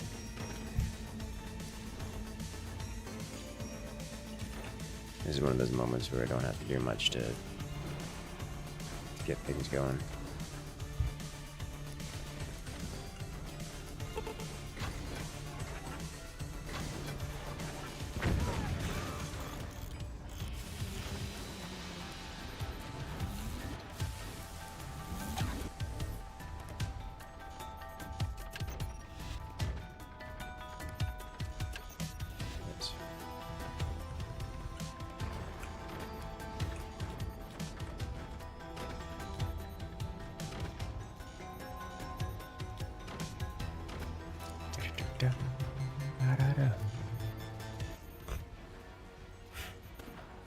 Okay.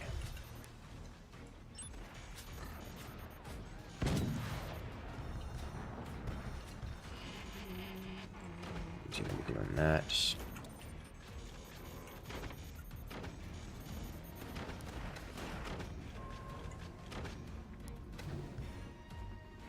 Alright, he's got it. Sell this as well. Next tech, got it first. I'm trying to press the buttons and they're being pressed by someone else. a fraction of a second before me. Why do we have core damage being they tried to swing their core, and it looks like they did not succeed. But they succeeded.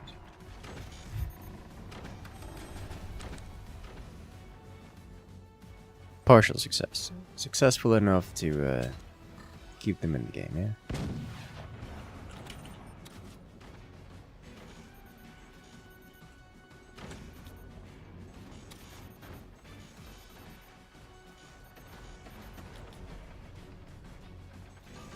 Why have we done this?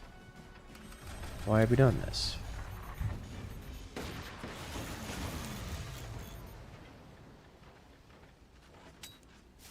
Oh, we got one player on the other team.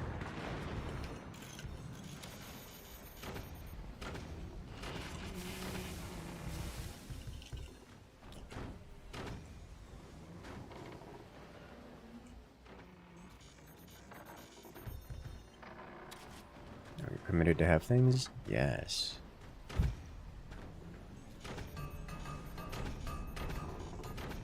Very yes.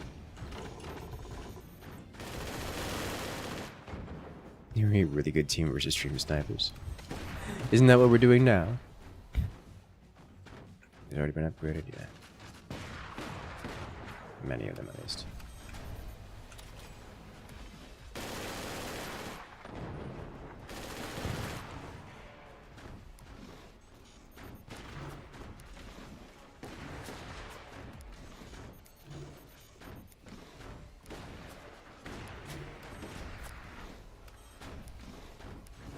Come on, keep float.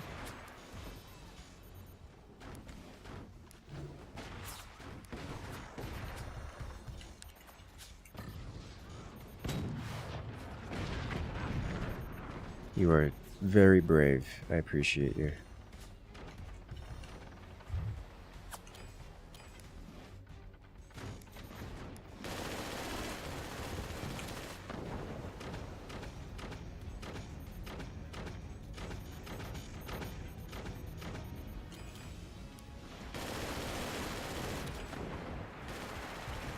Standing swarms, we just ignore them.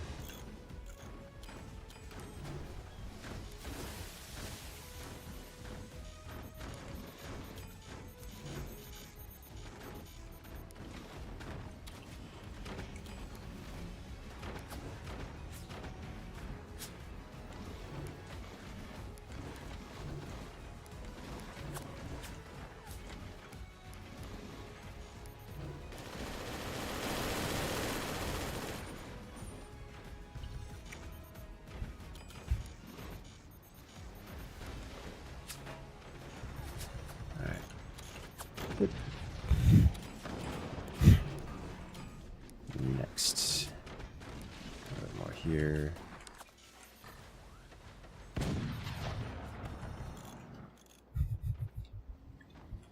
I love it.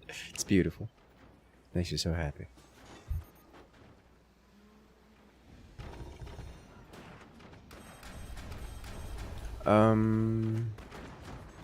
Yeah, I was gonna say we're gonna need more of these. That'll do. I don't know why this is here. Scary sights to see. How close we're to the edge? Yes.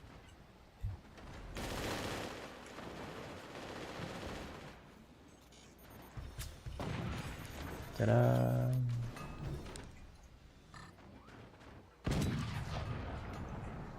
We probably want a third one of these here, don't we? For, you know, this madness. Oof. That looks suspiciously like a swarm missile launcher. We get to see some more swarms coming around here.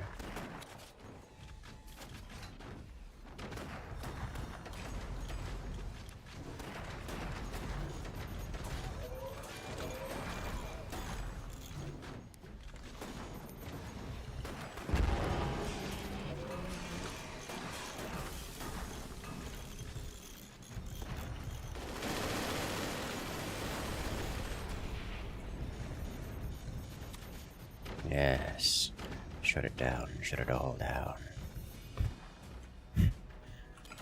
I think we can fit another layer in here, right?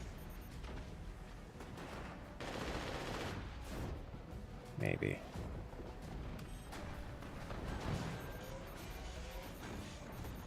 I had to find a slot where we're allowed to fit something, anything first.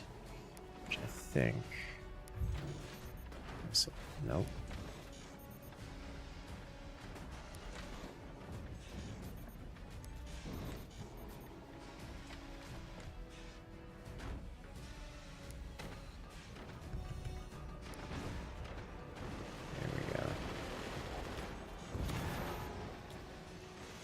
I say that as if we don't have incredible amounts of things under construction already. Like, we don't need more space, I don't think. It's just unnecessary. But I'll make it anyways. Yeah, we could fit a whole extra layer in here. Look at it, it's so pretty.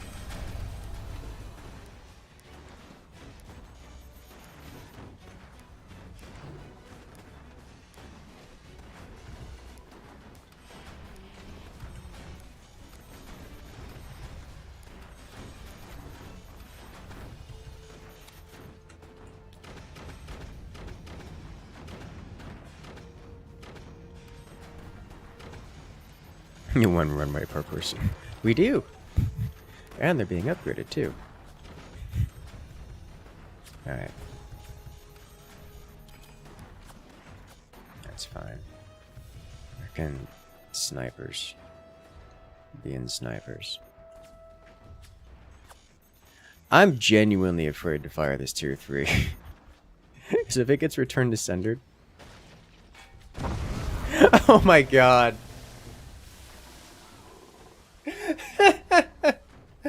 The ricochet sniper. Oh, it's so bullying.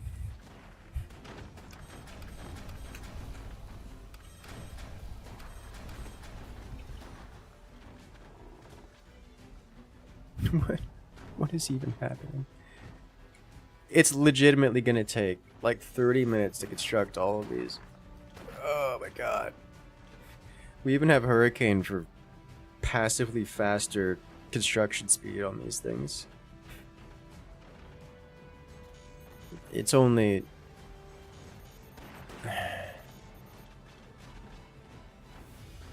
It's only 10%, but it's more than other options available.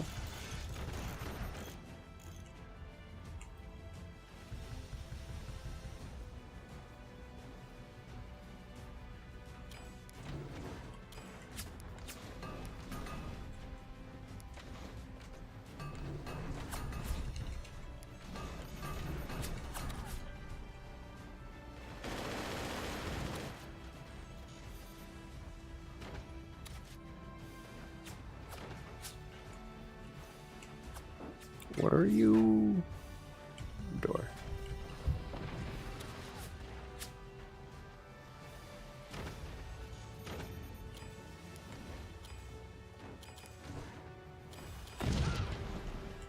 How rude.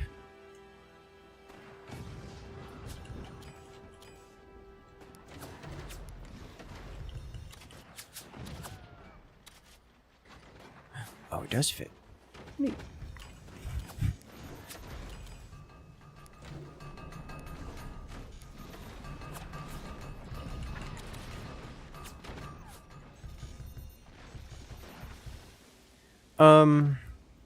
And there's actually no way for us to speed this up. It's just, it doesn't work that way.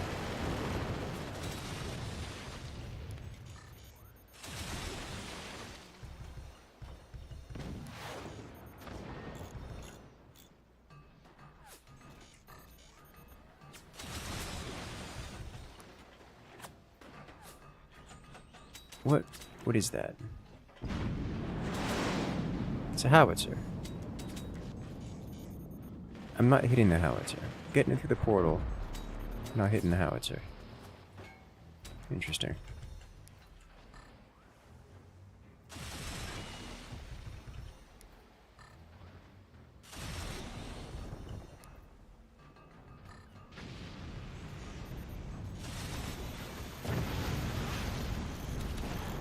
Ow.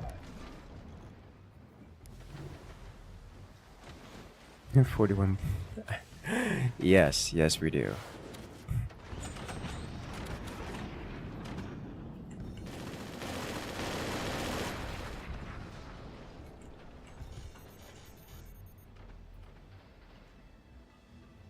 It's a lot of planes is what it is. Like, a lot of planes. That's just plain crazy. Ay.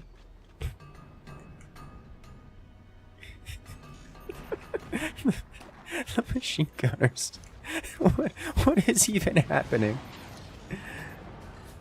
Oh, Lord.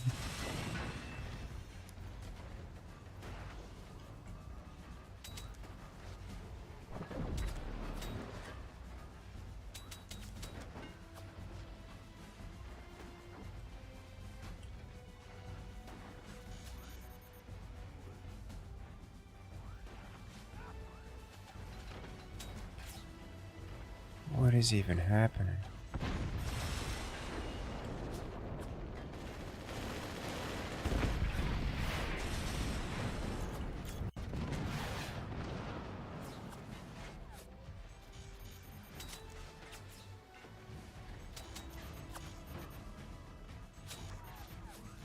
Nah, I don't think there's anything there to hit. So that laser is very weirdly placed. Like, we didn't hit that laser once. Like, I don't know what's going on in there, but it's not like directly visible.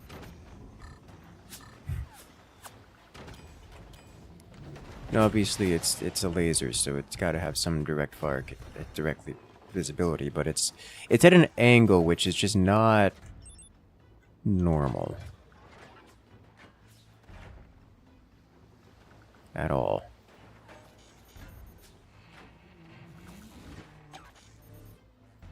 Is that what is that?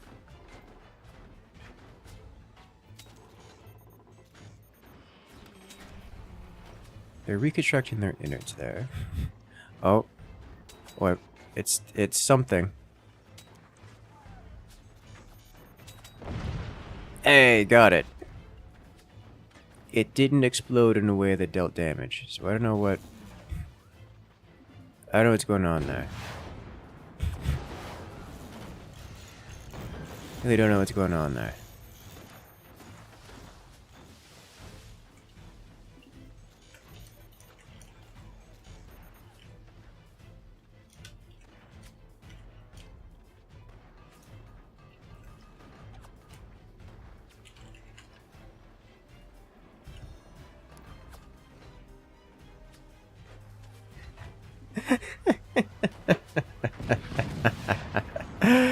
Oh, they've built an entirely separate thing.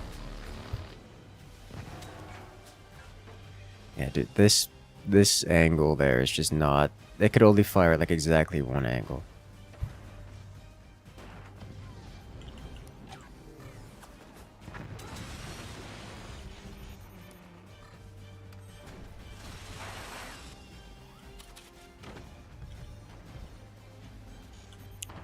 Guys, do we have enough yet? The answer is no. No, and by a lot.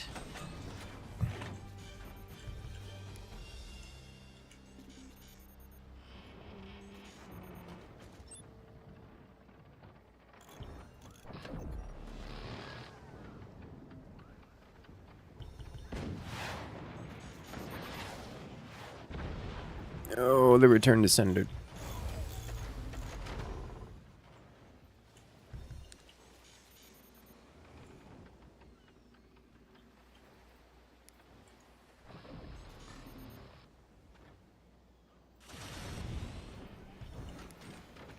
What just happened?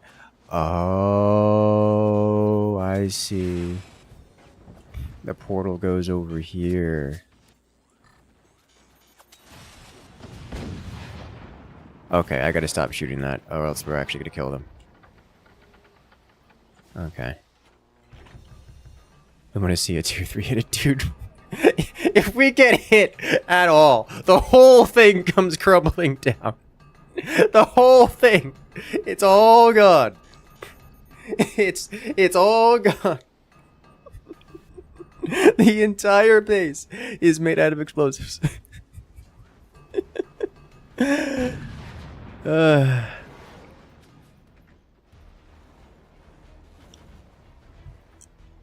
Oh Lord.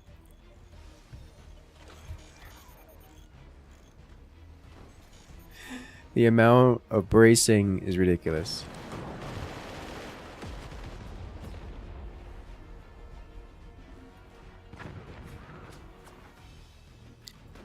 Oh.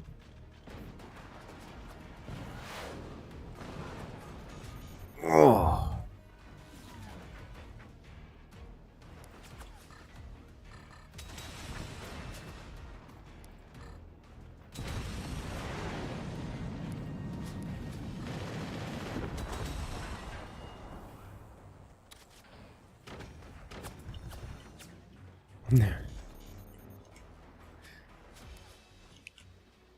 I'm so excited.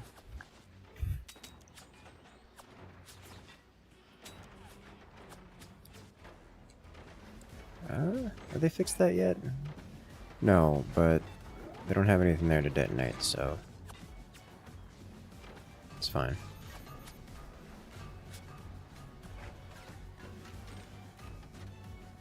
Good Lord. So,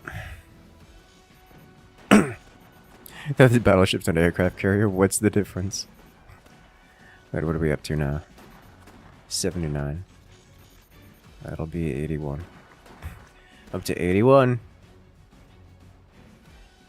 It occurs to me that we don't have any real anti-tier 3 or anti return to sender. So that'll be relevant. Alright, I'm gonna break these before they get some fancy ideas of portaling into their own base.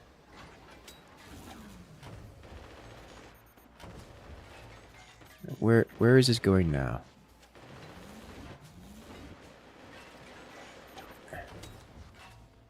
I'm scared to shoot it with something more intense than a sniper.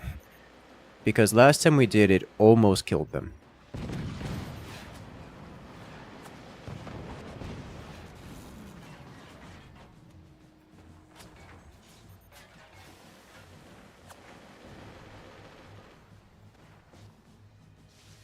I have no idea where this is going.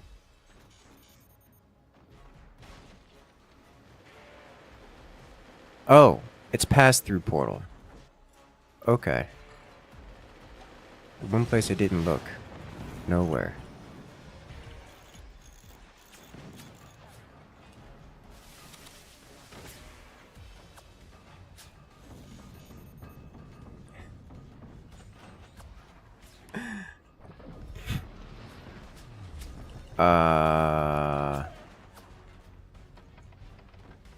Uh-oh.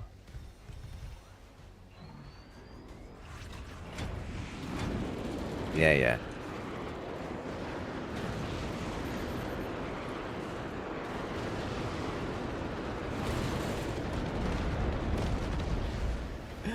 Shooting our own planes down for extra destructive firepower.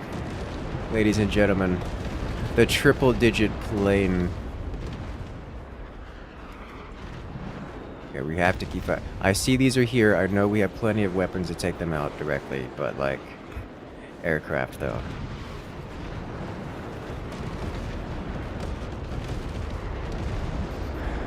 Do it.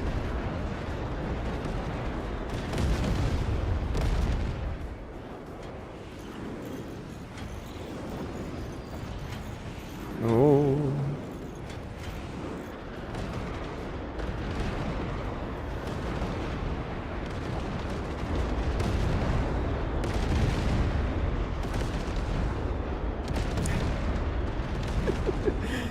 It's so many. It's not stopping, guys. We're not even close. The base is still so loaded with these things.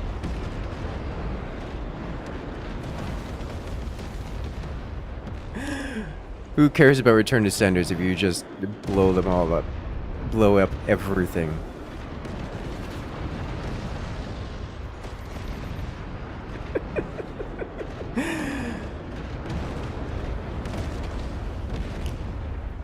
Oh, their forwardmost core. The one core that survives.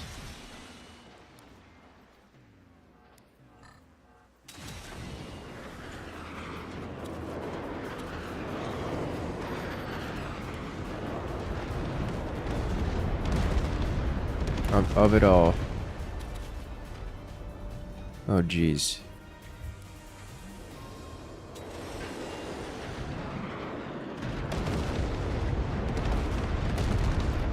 Has been retargeted. And there goes the core.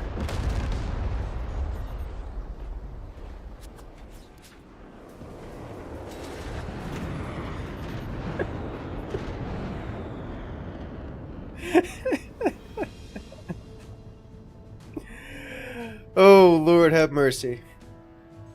Yeah. So that's awesome. Alright. Welcome to Battleships. You love to see it. Thank you for our opponent's purple copyright coaster fan and Mario for being such good sports. As now it is time to jump into the next activity. It is the Forts Pro League. Season 4.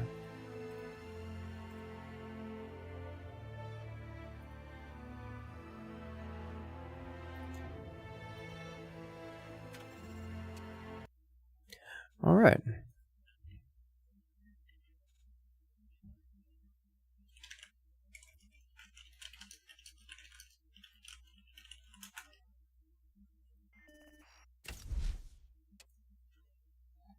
Let us jump into the action.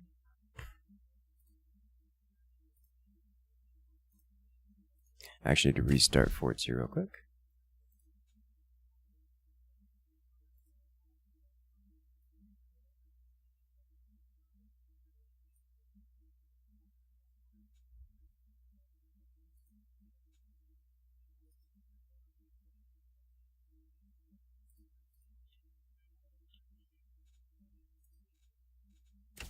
Give me a moment. You're watching Forts with suddenly exterminatus? Yes.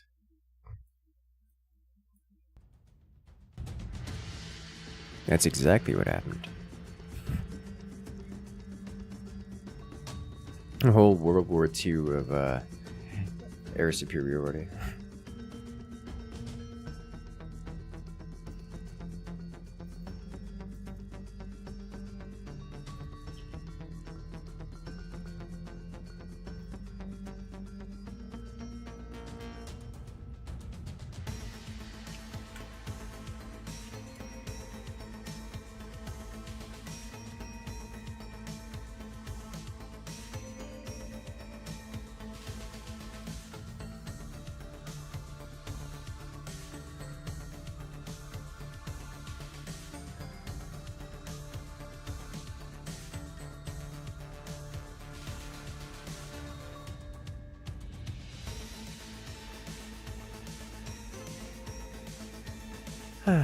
Alright, let's jump into it again.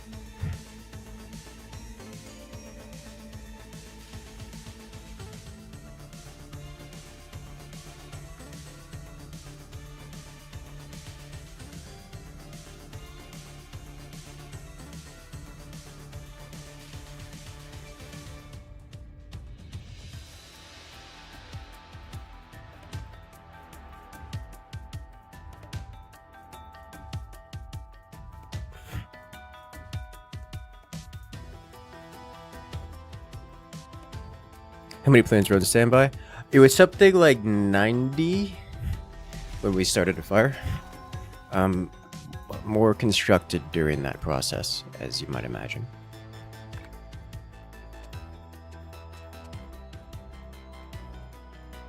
All right.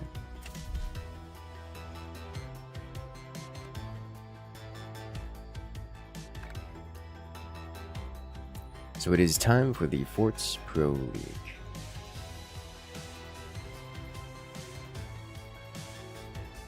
Hello there. Greetings. How is it going? Going good. Just a bit of delay because of the competitors in Salzburg, but it's all fine. Ah. I was about to say, I may have been part of that problem because I was borrowing some of the competitors for a match of Battleships. Mm. Yes, I heard about these tournaments. Mm-hmm.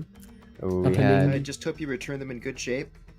I did, and in good spirits. We built 100 Thunderbolts. And you only That got to is- fire like 6 of them. More like 60 of them, but yes. It was beautiful. Made me very happy. Also, for those who are unaware, we have 42 Scientist and Romero. Yes, sadly today Nose wasn't able to join, so it will only be us. No nose. Well, I know chat's gonna miss. We are actually gonna miss Nose, especially chat. Chat loves when Nose is around, answering all those sweet developer questions. Oh yes. I mean, we can still take questions. We'll just be probably less talkative. Understandable. All right. So do let me know when the lobby is available, and we can get. Yes, it is in the process of being created, so you should be hearing about it soon. Excellent.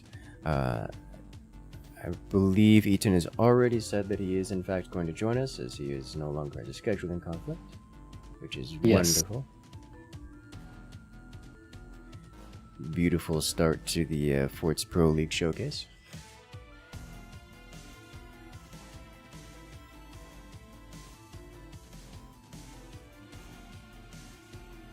Okay, I'll just go with this password.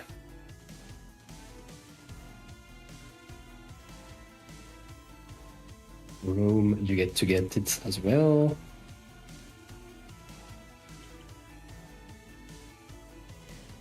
Where is it? Salzburg?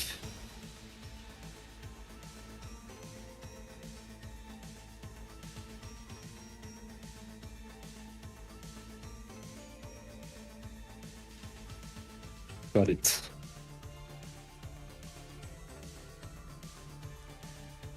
You've used a word, and I don't know what it is, and that's weird Me to neither. me. I have no idea. Okay.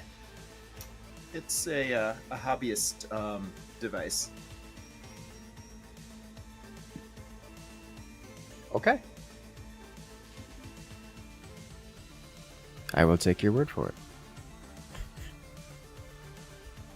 The correct amount of planes was enough. We still had like 30 planes left over, ready to be launched by the end of it. It was ridiculous. It made me so happy.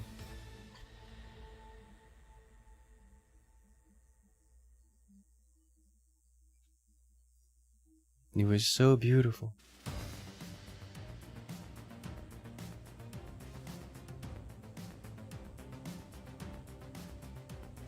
I was so afraid they were going to get one tier 3, and that was just going to be the end of it. Classic. I don't know if you saw 42. We literally had, it was something like 110, 120 Thunderbolts just on the fort.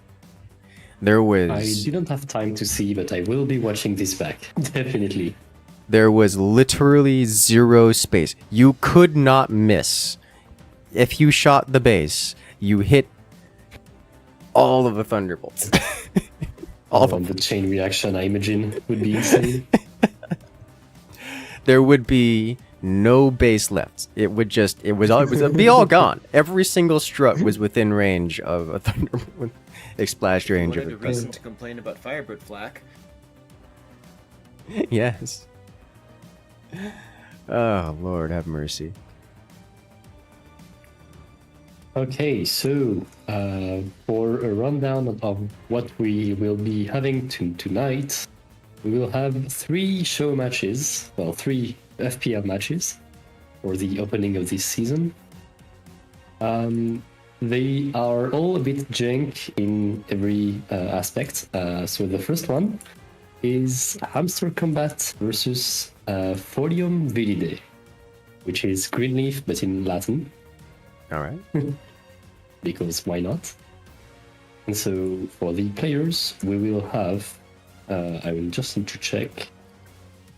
So Folium Viridae is Dranistian and Ethan, so that's quite a good team. Mm-hmm. And they're facing Hamster Combat. There is Ryabzik, who calls himself Ethan's rival. Oh.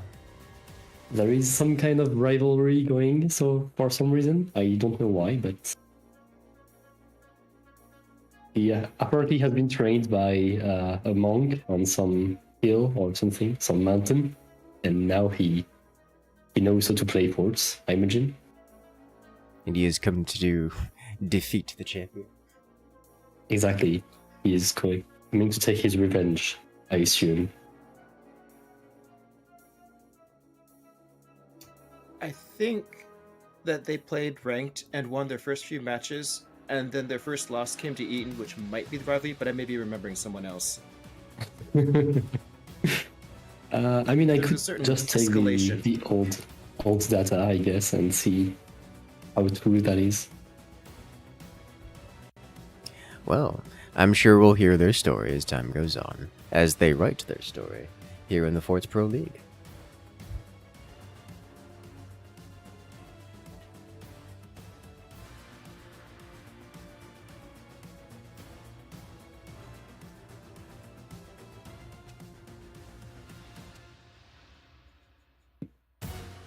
Ah, right. They did not play FPL last season, but they played in the last tournament, I believe, and they probably got crushed by Eton. Well, they're in good company there. Well, they have their first chance of vengeance in this first match. Hmm.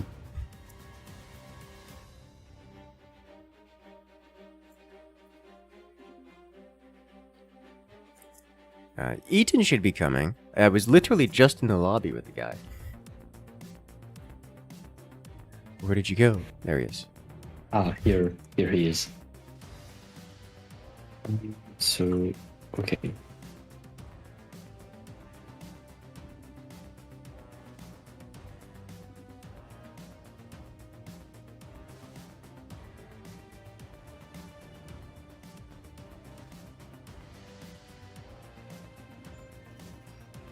Ah, perfect. We have Xlambos. Both those names are a bit hard to pronounce, but we will have to go with it. Alright. Flambos and Ryajvik.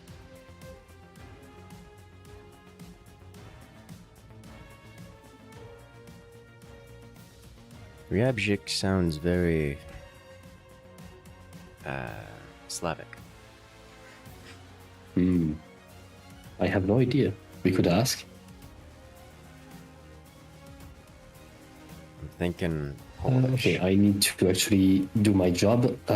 This is on up and down first. Okay.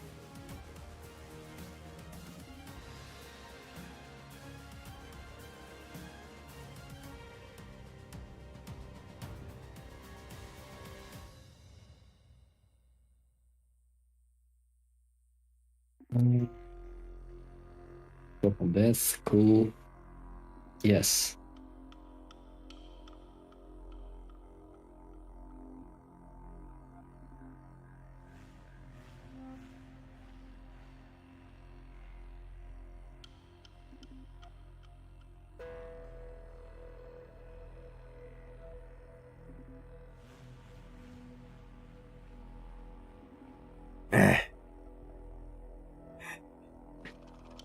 Why are you like this?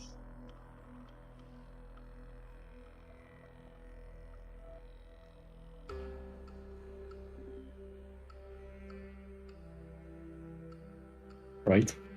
Am I wrong?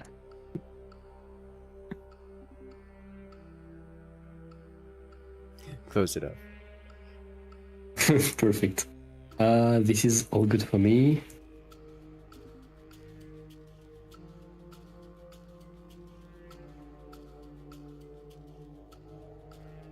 Is there a time limit? No, this is the FPL. And on the FPL, we don't have time limits. Best of All 3, and this is the first match. Let's go. Let's do this.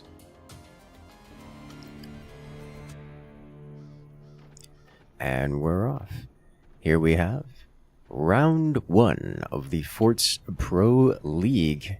So the Forts Pro League is a season style where it is a near round robin type experience where every team faces off against every other team, and they're fighting not for position within a bracket, but for points which then are used to determine placement at the end of the season and in the playoffs. And here, we are starting the Forts Pro League Season 4. And these are the first matches to be played within that season. As here we have, on the left-hand side, it is Team Hamster Combat. Slambos and Riebjik are playing as the Pinch Fist Commander. In this mirror match, they're playing against their opponents, Team Fium Verde, Drinistian, and Eaton.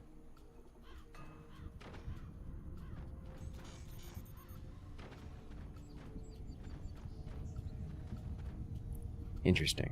So instead of Team Greenleaf, which is typically Drinistian and Vicro, it's Drinistian and Eaton. And they've translated Greenleaf, it looks like, directly into Latin. Yes, quite literally. Like Folium is leaf and Verde is green. Yes. Folium. I think it's Folium, probably. Folium. Folium, I guess. Folium, Verde. yeah. Verde.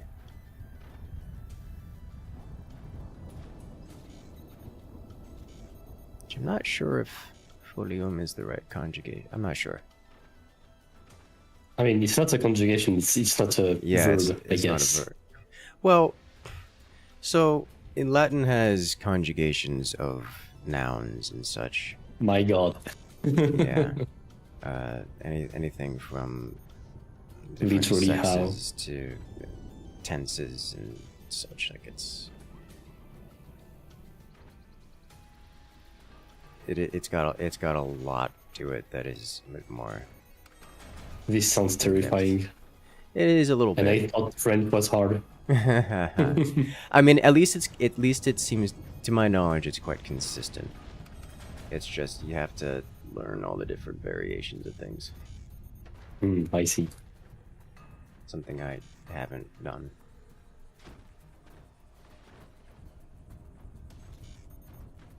At least if I recall correctly. But in terms of this match, we do have a mirror match, but the build orders from Team Folium a bit faster. Additionally, they're going with an early gameplay,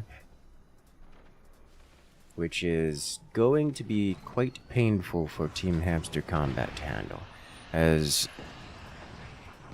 in this mirror match, they've gone for the typical heavy weapons rush for Pinch Fist, which is notably vulnerable to early game weapons.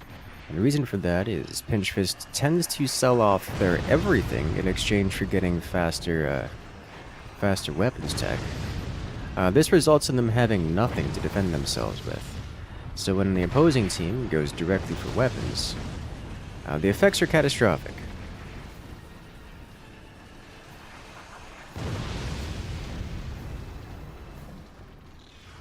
Very catastrophic. As we see here, the opening volleys from the rockets have already eliminated Riabjik from Team 1. Zlambos is just barely hanging on.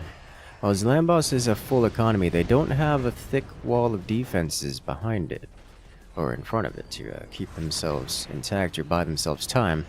And, well, as we've seen many times before, getting hit with 3 rockets is enough to death spiral you to a point where you need teammates to save you.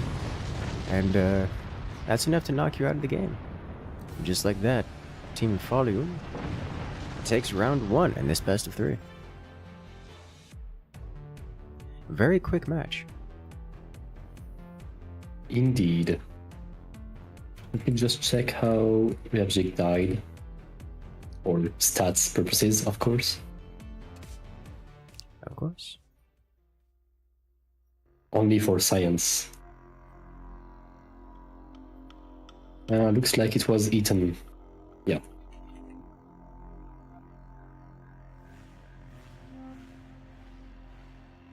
Sounds good.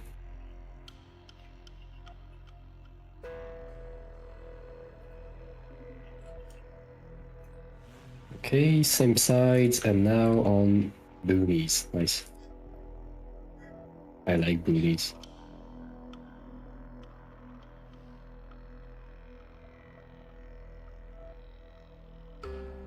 Also, it should be noted that now on Season 4, we have co-op on death enabled. Yes! That's something I forgot to mention. For Season 4, the new feature Co-op on Death has been enabled. So we're going to see some co-op style goodies. We'll see, yeah, a bunch of co-op stuff. And also, players can pick their force positions at the start. Yes. Well, before the start, I guess. Which is, I'm going to say, nice quality of life. Although probably less impactful than the co-op on death. The Yes. ability to decide which player fits where is lovely. It means that you don't have to necessarily practice every pattern, because as we see, for example, here, the forts are not the same.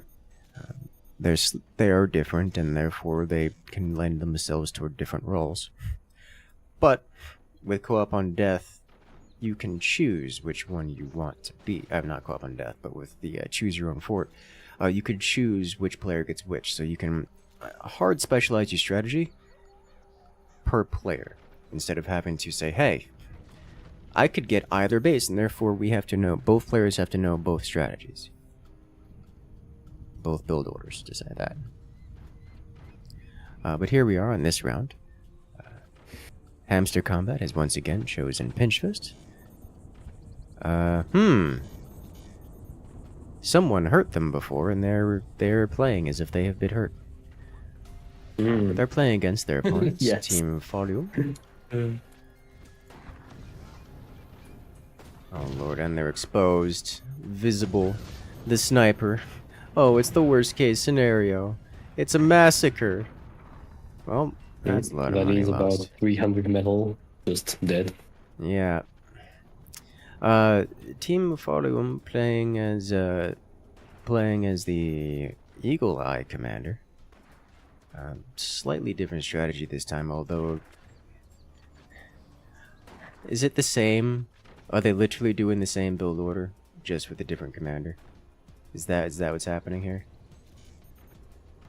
Really? I mean, from what I saw, most commanders most good players just pick the same build order and just... Unless it's Pinch Fist. It's more aggressive if it's Pinch Fist, but... Yes, last game they just used the same for some reason. Yeah, okay, well... Same build order, same strategy, same tactic, just different commander. Team Hamster Combat... preemptively afraid of this, building a wall of machine gunners and losing every single one of them to that sniper. But those machine gunners are about to become both very useful and very dead. With the shotgun array. Yeah. So this actually isn't the same strategy. They're not half shotgun, half rockets as they were last time. Now it's just all shotguns. It's just all shotguns. Every single thing is a shotgun. They will be using the original Eagle Eye active. Yeah. That's scary. Very scary.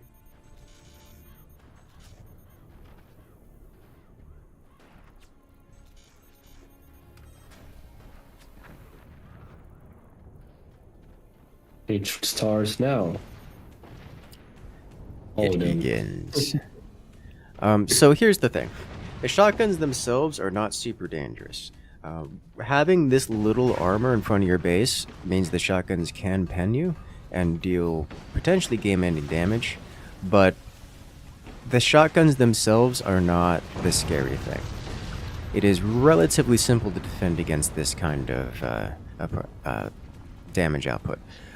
The problem becomes the Eagle Eye active, because it makes the shotguns explosive, and suddenly they go from being easily reflected by armor and energy shields to actually just breaking everything.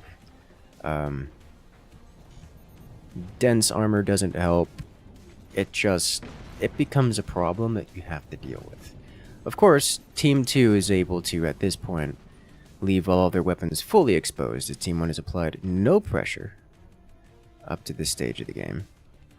And, they're gonna be doing that here in a moment. Looks like they're saving up their energy, so they have enough energy for an Alpha Strike. And there's the Q. They're typing to each other in chat to activate. Here come the explosive shotgun shells. And with it, all of that thick armor has been cleansed. And Ryabchik actually survives. Barely, but does survive. And now the regular shotgun rounds are coming through.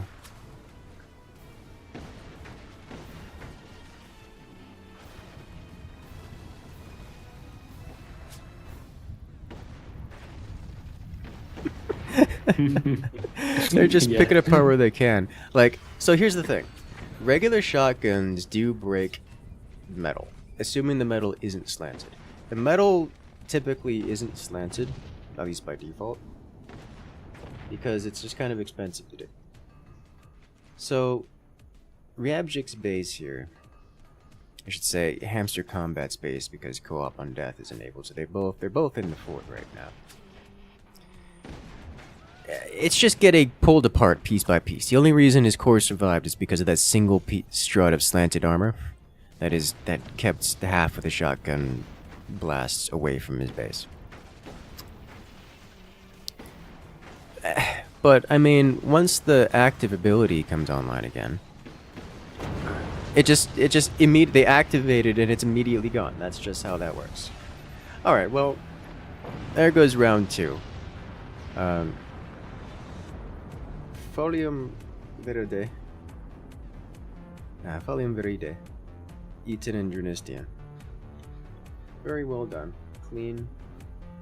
I don't know what else expected. That was one-sided. You love to see it, for better or worse. Thank you, Eaton and Drunistian, as well as Ryabchik and his Lambos, giving us the beautiful showcase of the kinds of strategies you would expect to see here in the Forts Pro League. The only question I have is, how will we defend against it?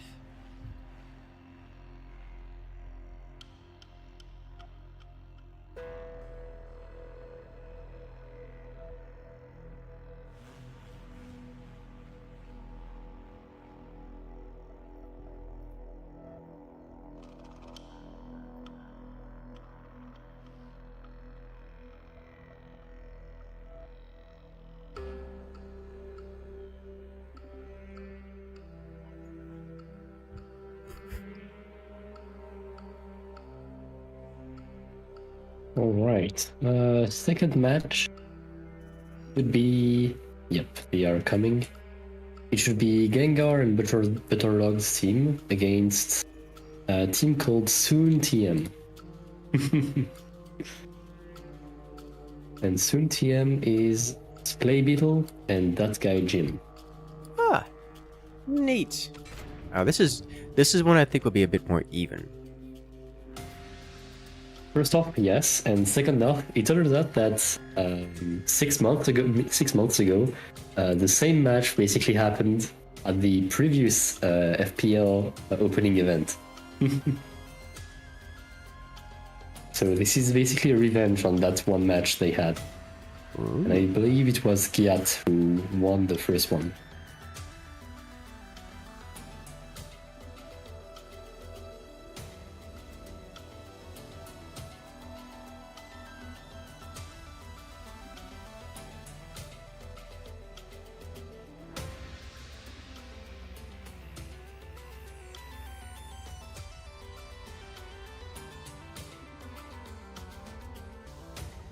I wanted to look up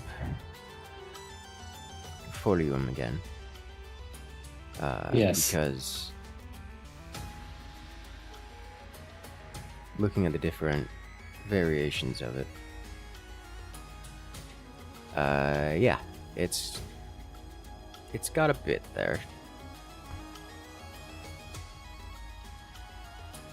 So how does it work? Well, as I'd expect most other kanji. Here, I will send you. Oh yes, send me the knowledge. Send you the knowledge. It's something to, where it is. Thank you. I see. Okay. Like it's pretty simple by comparison to a lot of other languages, but It makes sense. Yes. it is something that you would have to learn if you're going to try to speak it properly. But I don't know that I care to do that. I mean, people don't really speak that anymore. Exactly. So no one is going to be offended if you don't speak it properly. That's my thought. I just realized soon TM's icon. Yes. Why are you like this? And also, please don't change. This is so good.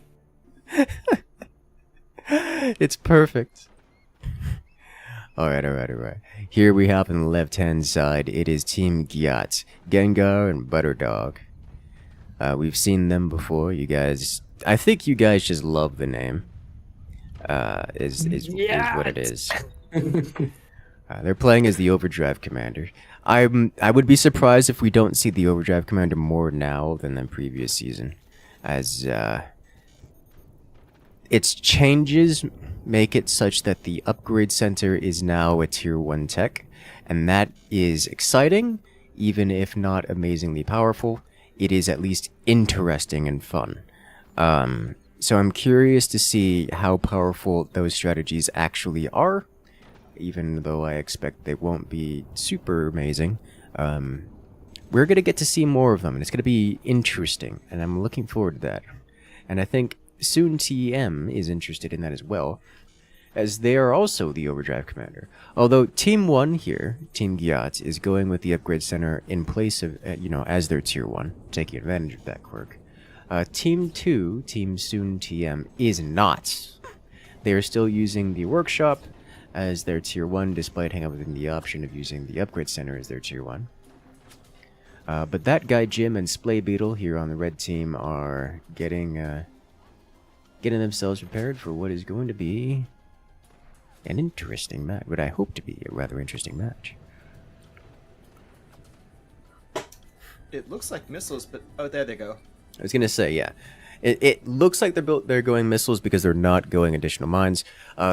With the Overdrive Commander, you typically have either early game aggression or late game upgrade a high eco play.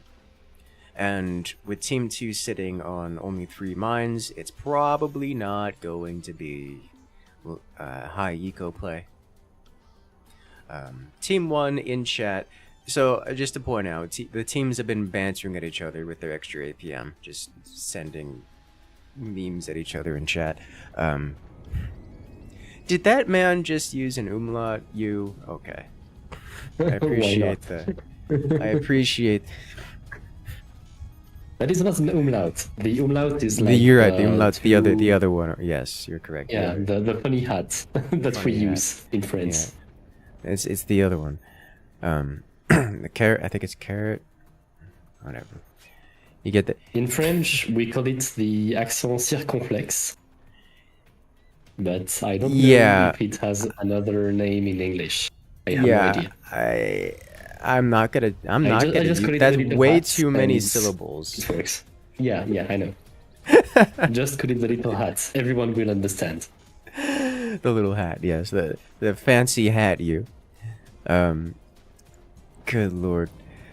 So they were Team 2 Team TM put down their swarms, and Team 1 immediately sassed them for it. So it's like nothing that has happened so far is secret. Everyone knows what is going on here, and it's just they're playing it out because these players are experienced enough to know these things, and it's just a matter of moving the pieces into the proper locations. It's like playing chess with players, with upper level players. The first few, at least the first couple moves, are just automatic. Everyone knows what's going on. Nothing strange or exciting or novel is happening. They're just putting their board. Yes, exactly.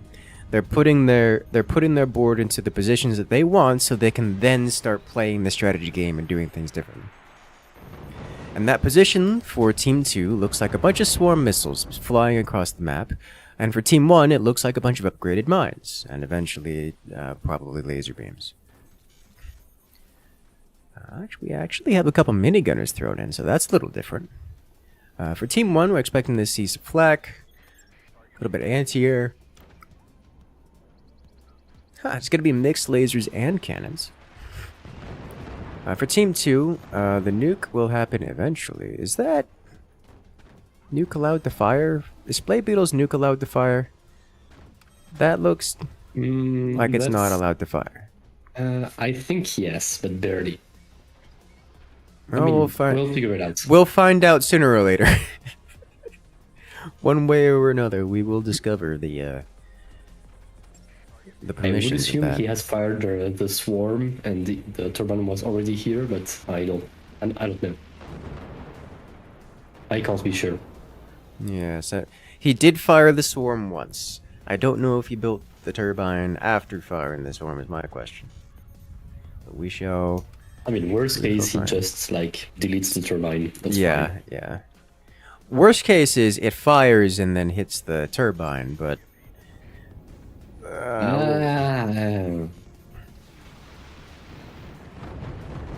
I'm not expecting any of that, but why not? It's we've seen crazier happen. Overkill, my bad. I was about to say Gengar just blew all of his anti-air on that. That would leave Team 2 an opportunity to actually fire the nukes, but they didn't. That's 4 flak and 2 minigunners. Looks like the other nuke can't fire. But one does make it across freely and lands, dealing inconsequential damage. Yes, but it does. Splay Beetle did not fire his second nuke. And I think that's actually due to lack of batteries and anything else. Possibly, yeah. Oh, he only has 7k. Right. Yeah. Oh no, 5k. My bad. I was looking at the wrong figure. Yeah. Splay Beetle doesn't have any extra batteries. And hasn't upgraded his batteries either. We haven't seen any upgraded batteries, I don't think, on any team. I say that, just as I say that, Team Yacht starts upgrading batteries. Yes. So those exist now.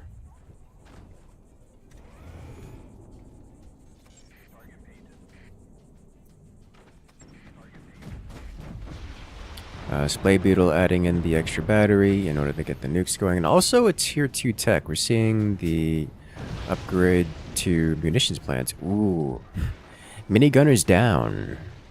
The Benzin price for Glacier and joining us in chat. Did this man? He got the full name. Oh, that's good. The fire beam plasma beam combo. That guy Jim sliced off his foundations, falling into the abyss. But soon TM reclaims a majority of the base, leaving out only the energy production. Losing out only the energy production and the tech. Remember that this is co-op on death. That means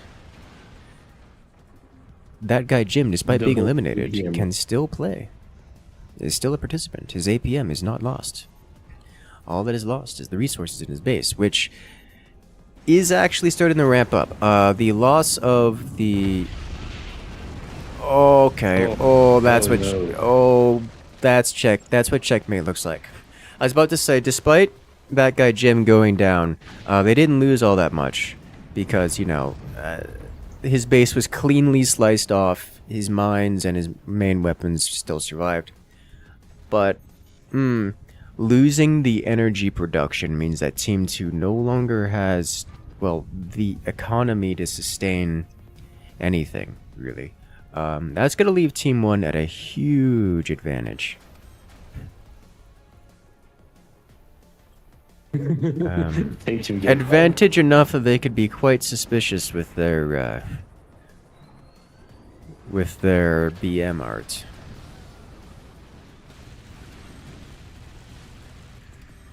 That's going to, I think that's gonna be, from here on out, unless something strange happens, something particularly lucky, we're going to see, I believe, Team 1 just following through with the checkmate and ending it outright. This is what checkmate in 1 looks like. Yes. I was gonna say like checkmate in 2, but yes. Ah, yeah, 2. I mean, it would be... there would have to be, like, something insane happening for it not to... Yeah. Yeah, There okay. it is.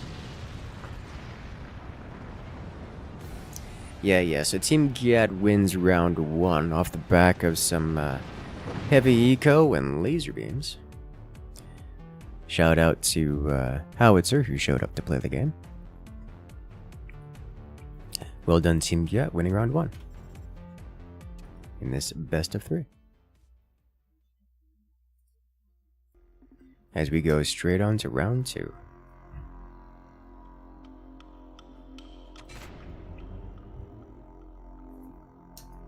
It didn't really impact the match, but one thing I noticed was that on Team 2, their top players sold off their workshop after placing the swarms and then went straight to the upgrade center, but it still allowed them to get a munitions plant later, although again, they never got a chance to actually do anything with it.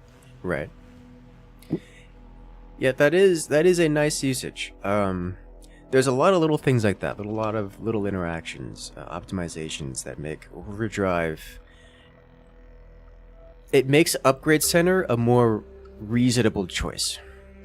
A lot of games never see the Upgrade Center because it's just too expensive of an investment and doesn't have enough of a payout. Like, you're not getting base breaking weapons off of it, barring the nuke, and that's like an all-in strategy. So you never see it because you're trying to end the game before such a mine payoff can happen, or you're delaying the game to like patient straining levels of time consumption, and that's just not a strategy you often see, and it doesn't have a high percentage win rate unless you're Overdrive and can get away with absolute nonsense, which is what I'm loving and what I'm looking forward to seeing more of. Just the more reasonable switch into the Upgrade Center makes it so much. It makes it, if you're playing Overdrive, it makes the Upgrade Center almost a requirement. Like, if you're playing Overdrive and not playing Upgrade Center, it feels like you're wrong. The question is only when do you get it? Not... Well, if you're Team Greenleaf them and doing a naked shotgun rush, apparently you get it really fast. Oh my god. No, the best part about that was, it looked so disrespectful. And it was. But it wasn't immediately disrespectful. Because Team Greenleaf, Fium Viride. Yes, Fium Viride. They started with doors on their shotguns. They sold them off later on. Like, they defended their shotguns to begin with. It wasn't until they wiped out player 1 and started suppressing player 2 that they actually just opened up. Like, okay. Like, this game is over. Let's just spend all the money on rapid fire. And then they did. And it worked. Good Lord have mercy. But here we have on round 2 of Soon TM versus Team Gyat. The sides have been swapped. Team Soon TM is now on the blue side, the left side, playing as the Pinch Fist Commander. Getting greedy and getting speedy. Looks like we're going to see cannons and... Is it also cannons? It's probably lasers out of that guy, Jim, I would imagine here. We'll find out here in a moment. But on the opposite side, it's Team Gyat in the red, Butterdog and Gengar. Going double cannon, but they're playing as the Hurricane Commander. Hurricane Commander gets a passive speed boost, 10% speed boost to all device construction, so they will get a little bit passive speed, but they don't get the same eco boost that Pinch Fist does over here. Also, I was wrong. This guy Jim goes for cannons, so it's going to be cannons all the way around. It'll be all cannons, yeah. All cannons all day. I'm actually expecting Splay Beetle in the lower fort to be going for howitzers. Let's see, do we have howitzers on the other side? It's unclear. Okay, it's standard cannons at a Gengar. What are those, 20 mils? You mad lad. Is this guy going 20 mils? He's putting 20 mils in a place where he can't actually shoot his direct opponent. So like Gengar can't shoot at that guy Jim. So then he's going to go full focusing on Splay Beetle. Going cross corner shooting with those 20 mils. Whereas Butterdog, the token EMP, looks like he's going standard cannons. He is in fact going standard cannons. On the blue side here on the left, I'm expecting to see howitzers out of Splay Beetle. Standard cannons out of that guy Jim. And I don't see where he's going to put those cannons. He hasn't built a weapons platform yet, but is instead investing in an MG wall of sorts. Defend against the incoming EMP, which is no longer incoming. It's just been sold off, which is, you know, classic EMP. Standard procedure, I guess, yeah. Yeah. And howitzer from Splay Beetle. Yay! Saw that coming a mile away. That guy Jim is indeed going for cannons, and it's put it in what is in the standard place. The skill gap has been blocked off, or whatever that's worth. And it's just gonna kind of dangle those cannons there, which is always vulnerable, but cheap, easy, fast, and extremely effective. Do I hear portals? Oh no, Gengar, no. Oh. Why are you like that? Gengar, Well, you okay. could at least build runes. No. I was going for the accelerator flavor, not the concentrate, not the concentrator flavor. We're going to see a particle accelerator in a Forts Pro League match, in what is ostensibly a relatively evenly matched vanilla competitive scene. This is unprecedented.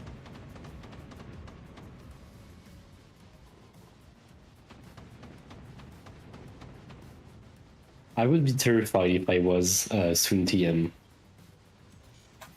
Yeah, that's actually kind of impressive. Getting an operational, getting a charging accelerator by the 5-minute mark is terrifying. You don't see that often, ever. I don't expect anyone to survive wherever that hits. Yeah, I know. The only way to survive that is return to sender. What that guy Jim understands and is doing. Oh! Ooh. There we have it. A successful particle accelerator strike. That guy Jim survives, but only because it was a partial miss. His base and defenses were fully overpinned, but it hit the foundation, the side of the cliff, dealing effectively 0 damage in the process. It is worth noting that this accelerator doesn't have a particle aligner in it, at least not properly. So those shots were not properly coalesced, it instead came out in a shotgun blast. This has upsides and downsides. The upside is it's always going to deal damage because it's so spread fire, you can't miss. Downside is it doesn't have a lot of penetration. So if it hits it will hit a bunch of places but won't strike a single place enough to deal instantly game-ending damage.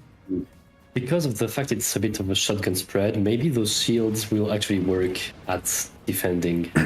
Yes, that's what I'm thinking. This may actually be defensible. It just isn't a strong enough concentrator or a strong enough accelerator. Yeah, you could see the splash here is not coalescing.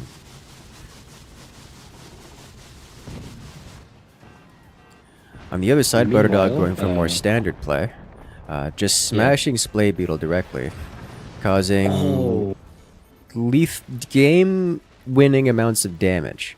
As this is effectively turned into a duel of the fates here. Butterdog versus Splay Beetle, and that guy Jim versus Gengar with very, very different strategies. And Butterdog comes up on top. Team Gyat leading, knocking Splay Beetle not out of the game, but incredibly behind. And there you have it. The accelerator splashing harmlessly against that guy Jim's shields. I say that, but it just... I mean, look at the spread fire here. It took out three longs worth of... That's what, like 9 grid spaces worth of spread at this distance? This isn't even that far of distance. Like, this is a relatively... As far as forts maps go, this is not long distance. And at this range, getting 9 grid space spread is pretty rough. I guess it's not as bad of a spread as the 20 mils would have been otherwise. Like standard 20 mil spread at this distance would be a bit further than that. Yeah, so it would probably have been much more at this distance. Yeah, so it's not... It is technically aligning them slightly, but not enough to be meaningful precision. Realistically, Gengar needs to add in like a standard cannon in there. Another launch, spreading across a similar distance, but splashing everywhere and not actually breaking anything. I just have to point out that we reached the 8-minute mark before Gengar decided to put a single piece of wood in front of his mines. Yeah, no, that's relevant. That is very relevant. That guy Jim could have effectively destroyed Gengar by now, and I think is just panicking because there's an active accelerator looking at him angrily. I'm impressed by Gengar having a functional accelerator, having fired it twice by, you know, the 8.5-minute mark. I would just imagine a better, more experienced player, or just a less panicky player, would have dealt critical damage to Gengar by this point. That said, Gengar isn't exactly starved for materials, and if he determines that his foundation's being shot at, could just defend against that. Like, he's got the resources to do so. Oh, yeah. I must say, the aim on that accelerator is very, very good. Gengar has not missed yet. His first shot went where he wanted it to go, just by virtue of it being a shotgun. The accelerator just didn't do damage because it's a shotgun. The second shot splashed out a different part of the base that was which was defended. The third shot splashed into yet another part of the base which was also defended. And wait, no, that was the second shot. That was the third shot just now. The third shot. No, it was the fourth. The fourth? No, I think it was the fourth one. Because the first one almost killed some mines. Yes. And then the shields came online. And the shields came online. 2 shots with the shields. Yeah, so there's 2 shots with the shields, and then the fourth hit the fourth the weapons. is this one. So like he's straight up hit every single shot at a different position, which is not easy to do. Yeah, he's been quite accurate, and I wonder if he will be as accurate on this next shot, which looks to be aimed at Splay Beetle instead. This is definitely aimed at Splay Beetle, and I think it's aimed too high, and I think it's going to This is way too high. Yeah. I think it is way too high. We're going to find out here in a minute. The question is... What is he doing? Maybe he's building a tower so that he can...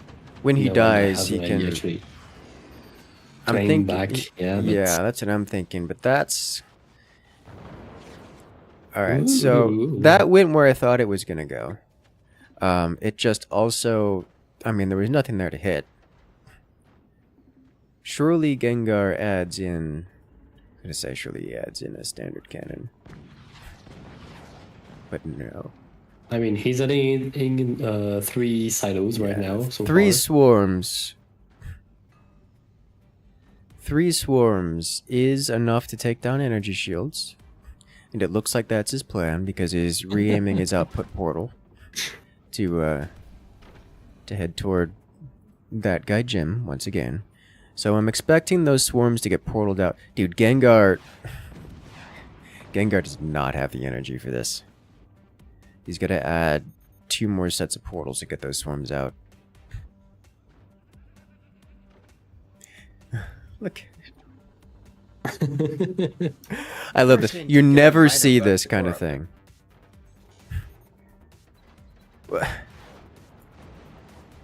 Also, I appreciate that guy Jim with the backwards cannon. This is so good.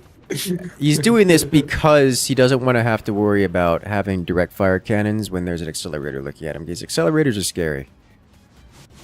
Man's charging his accelerator when he hasn't fired his swarms yet. You brave, brave soul. Oh, this is very painful to watch. You guys gotta fire back at some point. You can't just let them keep shooting you. Oh, right.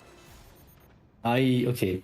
So I will explain what just happened with the swarms. Oh, Basically, right. because the projectiles of the 20 mils go so fast, each loop, the hitbox goes through like half of the map, basically, at each frame. I completely forgot about that. So that's just an impassable wall there. Ooh. Unfortunate.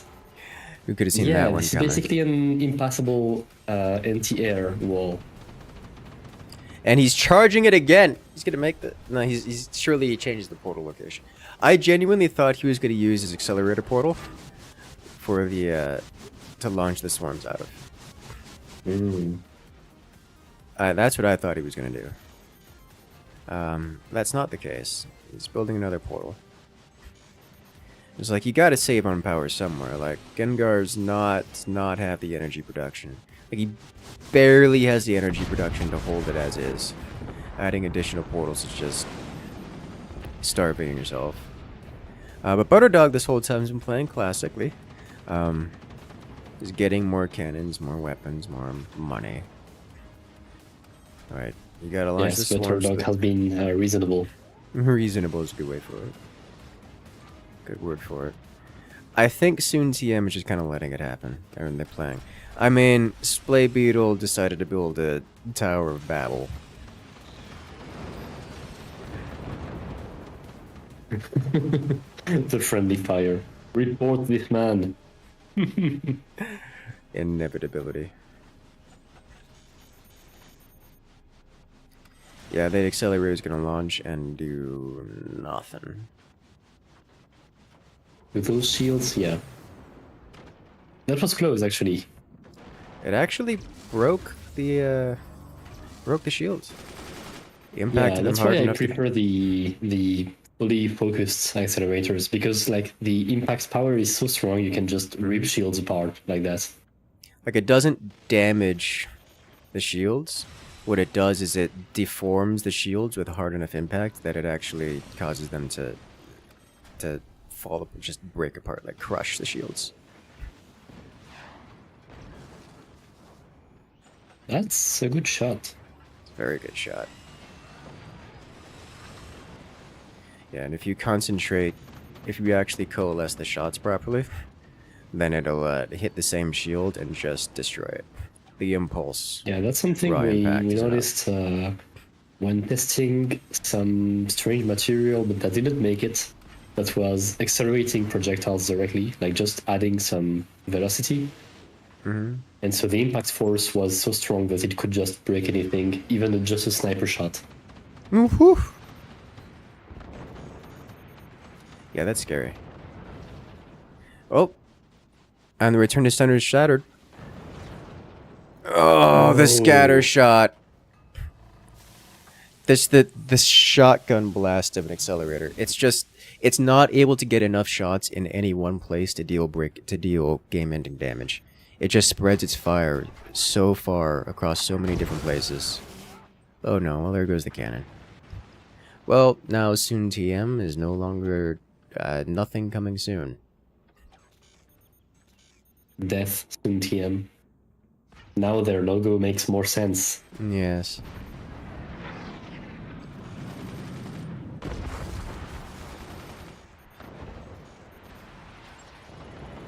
And there it goes again, but no follow-up this time. Yeah, didn't have time to charge. Death by EMP 2.0. Oh no.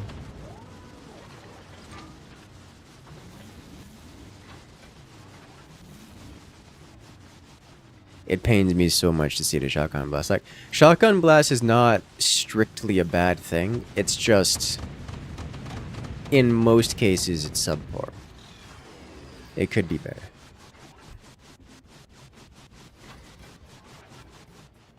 Core swing time.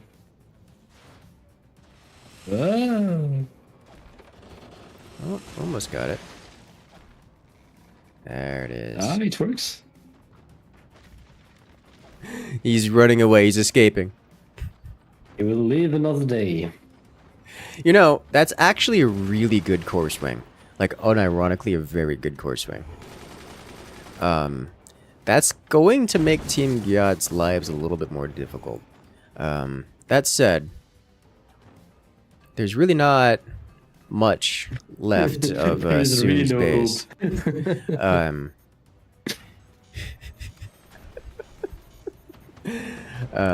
This is so goofy. I'm convinced both teams are at this point just playing along with it. Just like letting it happen. Ooh! That was interesting. Scary is what that was. Now one gunner trying desperately. Oh! So, two things happened there. One, that coalesced really well, actually. I think the deformation on Gengar's base has happened enough that it's actually knocked the accelerator into coalescence. This is so good. Also, that didn't break the shield. Maybe because it I was think that's hitting... because it's so close to Yeah, it's still foundation close to the nodes. foundation. I think it just can't deform. I think is what's happening there.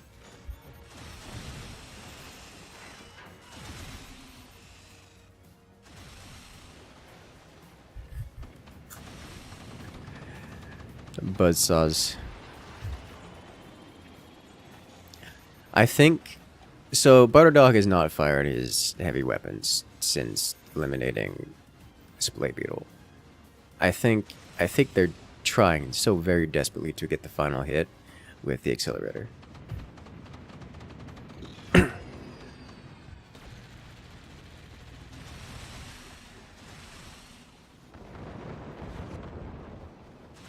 Yeah, that one was more shotgun blasty again.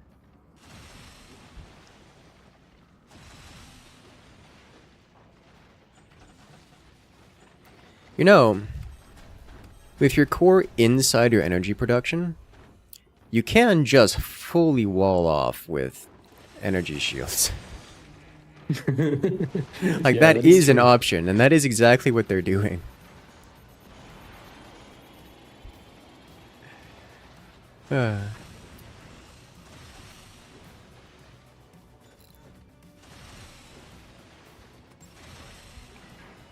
Oh, Ooh. whoa, death by buzzsaw? Well, that's certainly a way to go. Ooh. Buzzsaw's chopping Literally everything hanging apart. hanging on a rope. Yes.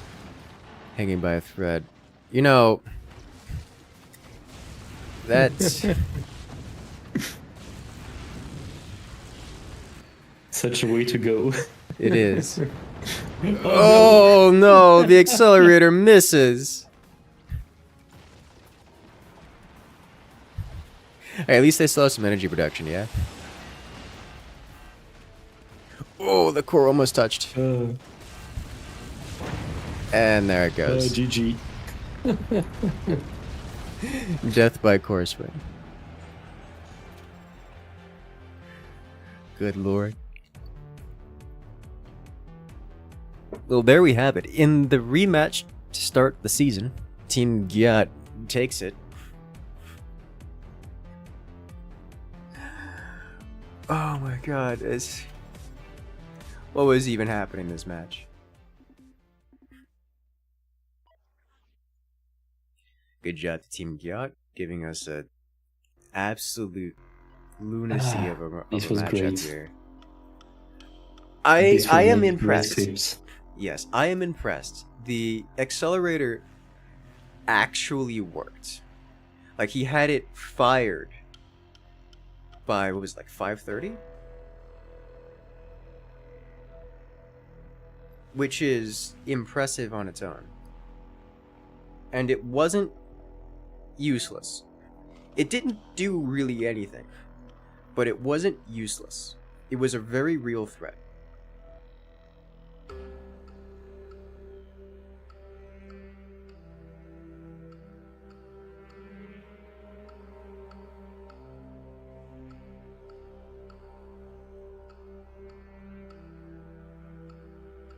And then continuing to be able to fire it time and again like that, just with incredible amounts of energy production, is not useless. It's... I hesitate to say it would be a good, strong strategy, but I mean, they pulled it off.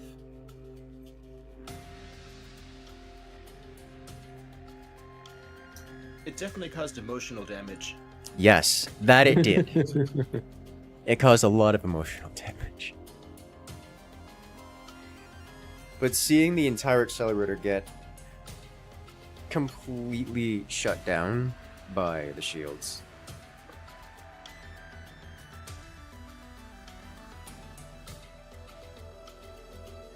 That's just unfortunate. Looks like we'll have the third match and last one for today. Alright.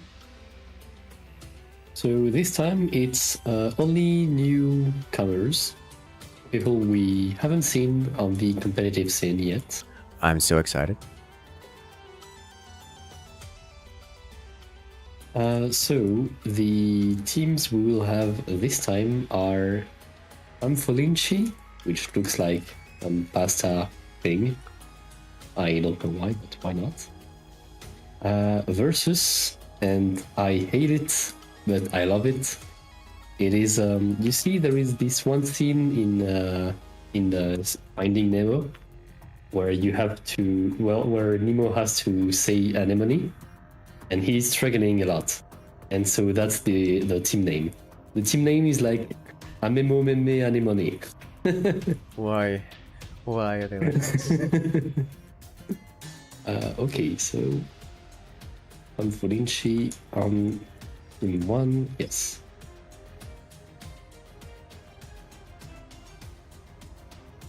Think I could see which just by the player names.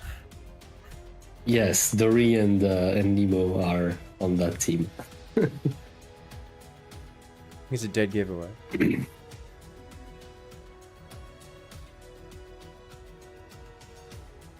I'm excited.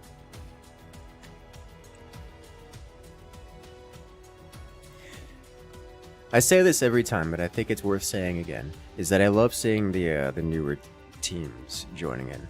Is usually with every tournament and every event, we always have one or two teams of players who haven't joined the tournament before. We're like new to Forts generally-ish. Oh, And really, like new to the tournament scene. And they usually have, when it comes to tournaments especially, they have a very predictable fate. They play one or two rounds, maybe they win a round, and then they encounter an experienced team, or an experienced player. And,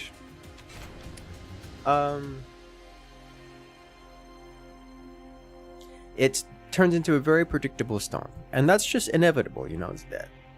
Forts is an RTS game with strategies and a fairly high limit, a fairly high cap on the skill expression.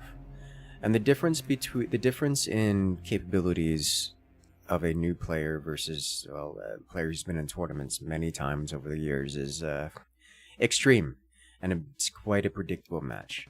But those new teams, those new players will come back time and again, and they'll eventually get themselves the victory which they're looking.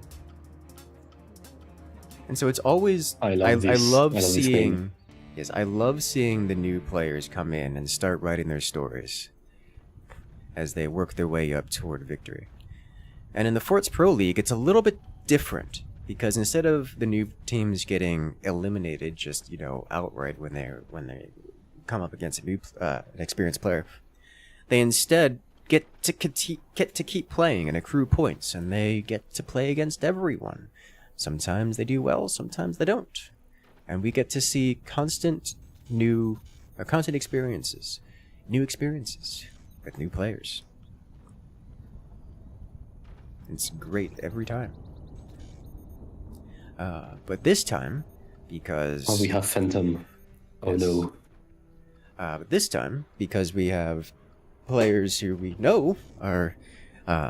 we know their experience, and we know that we're all scheduling this event here on Saturday, we actually get to piece together some of the matches to say, hey, everyone's playing everyone because round robin, so we're going to specifically showcase these guys today because that's actually good and it's fun to watch these guys.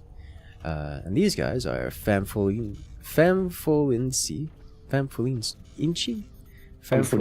I guess. Fful, I think is how that goes. Fful, exactly.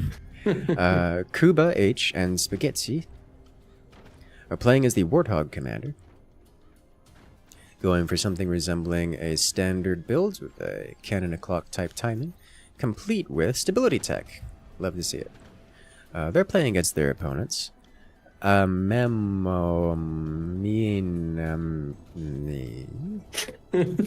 you. Yes, this is perfect. Dory Pixar and Nemo Pixar playing as the Phantom Commander. And also going with some pretty good build orders here, actually.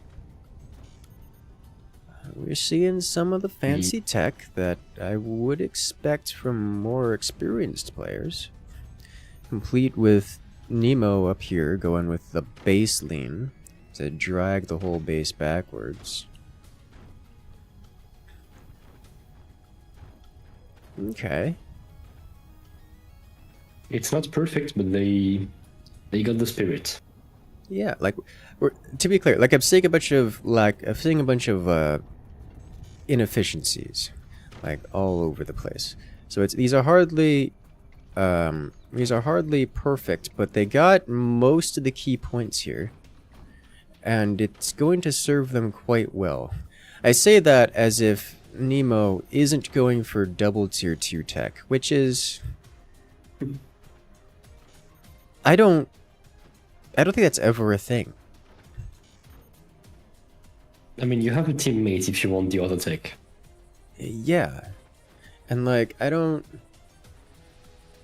well, they may not be punished, because Team Fful... Actually, they might get punished pretty hard.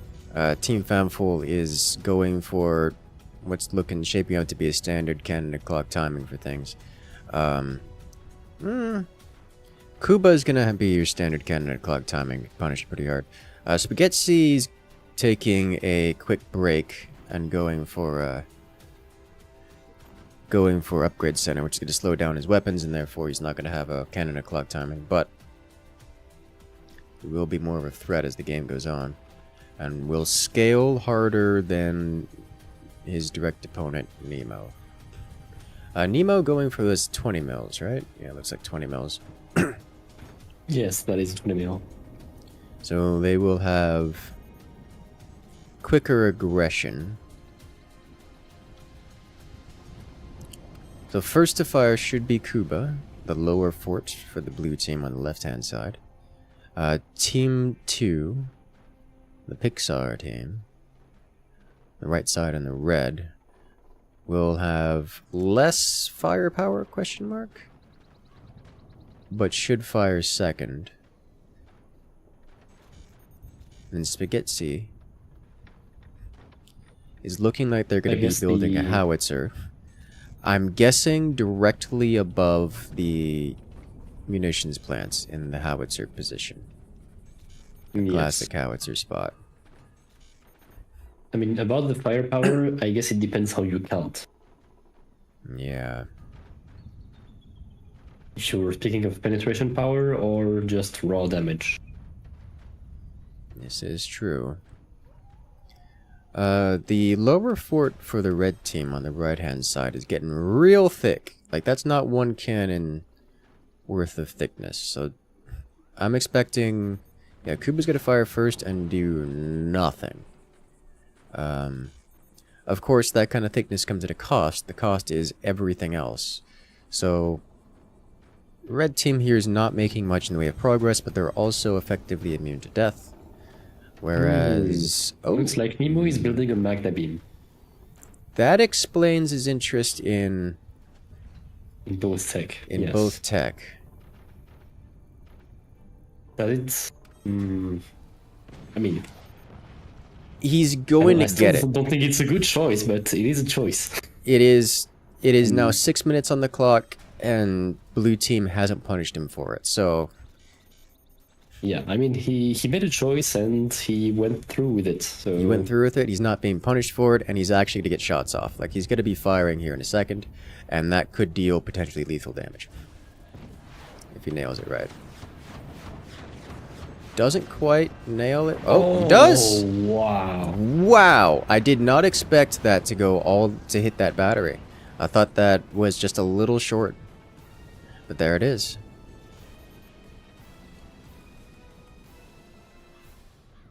That was very good.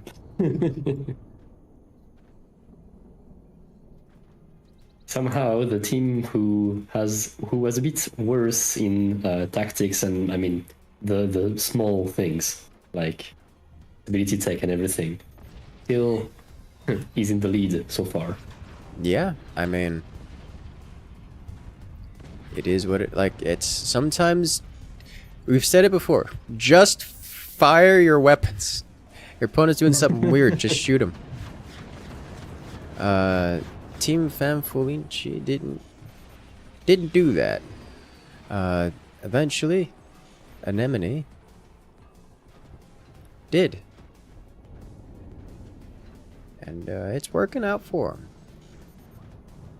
This Magna Beam strat is really good at dealing with wood spam. Yes. You can just cut it vertically instead of horizontally, I guess.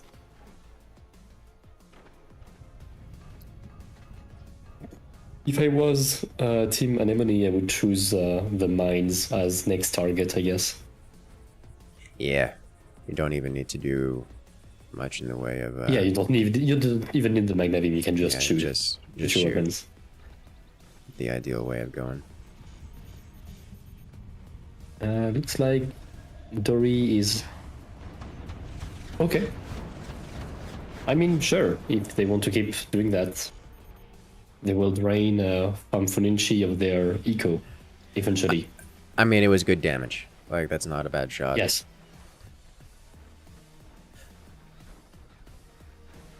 This kind of position, it really behooves them to go directly to the...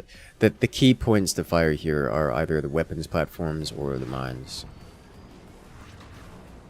Only because Fanfulinci is struggling to find any target for their cannons. And I mean, Dory is like a big meat shield, so it's understandable. Dory here is not even trying to be vulnerable.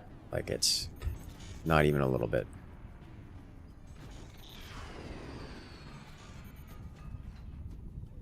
Next volley. Oh, that's a bit low. Unfortunate.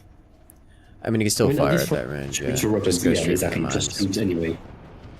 Yeah, they've got the good shot. Those are still decent shots. Yep, shoot the cannons.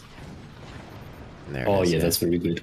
That's what you really want. You just want to get those direct fire shots.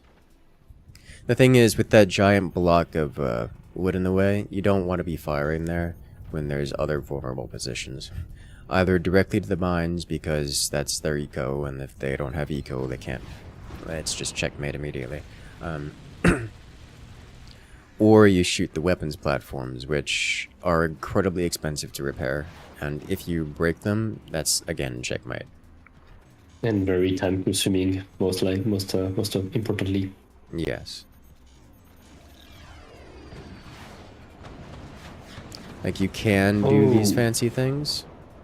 It's just unnecessary. Now, that said, now that the block is gone, you could just go straight to the core and end directly. As soon as they reload, yeah.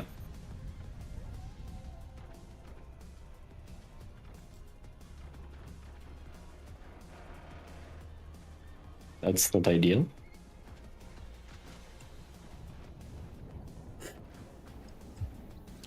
Alright. I do appreciate Team Anemone taking it slow here. You don't need to give Team 1 a chance to come back. Just slow grind your opponents.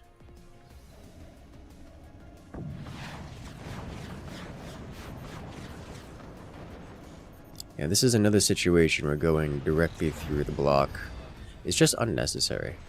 I mean, that worked out well for them. There is nothing left. Like, there is truly nothing left. There were vulnerable positions that would lead to checkmate just as quickly.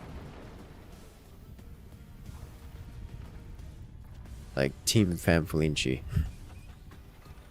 has no mines right now, and no money. And that's it.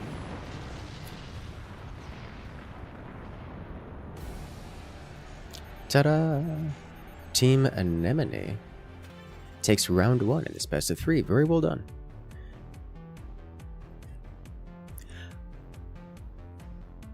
I am very happy at what I'm seeing. Yes, it's not every day we get to see Baghdad beams come out as the first and primary weapon.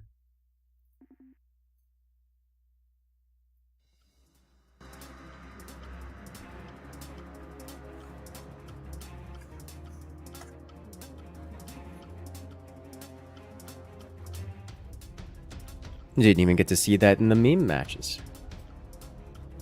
That is true. But I mean, we saw an accelerator. I'm happy. Are you kidding? That was amazing. Like, we literally haven't seen accelerators yet. And we probably won't again. I mean, Maybe Shadow we will exists. again, but, yeah. And Gengar likes fooling around. And he also knows that I like it, so he keeps doing it. And that makes me happy.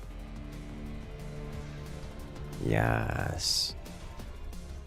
Oh boy. And we're That off. is interesting.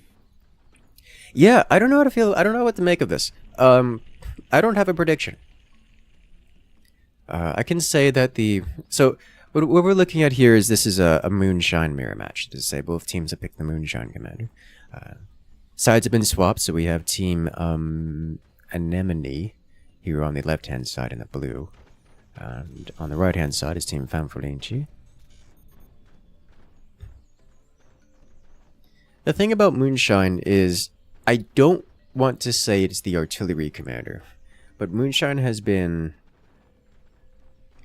almost relegated to a position where they are near exclusively used for indirect fire. We'll see them used for 20mm spam, but that strategy tends to not be super powerful, although it is stronger in 2v2s than other matchups. We see this most often used for indirect fire. And the reason for that is indirect fire is uniquely vulnerable to portals and energy shields. That is to say, you can use portals and energy shields to completely shut it down in a way that can't be defeated normally.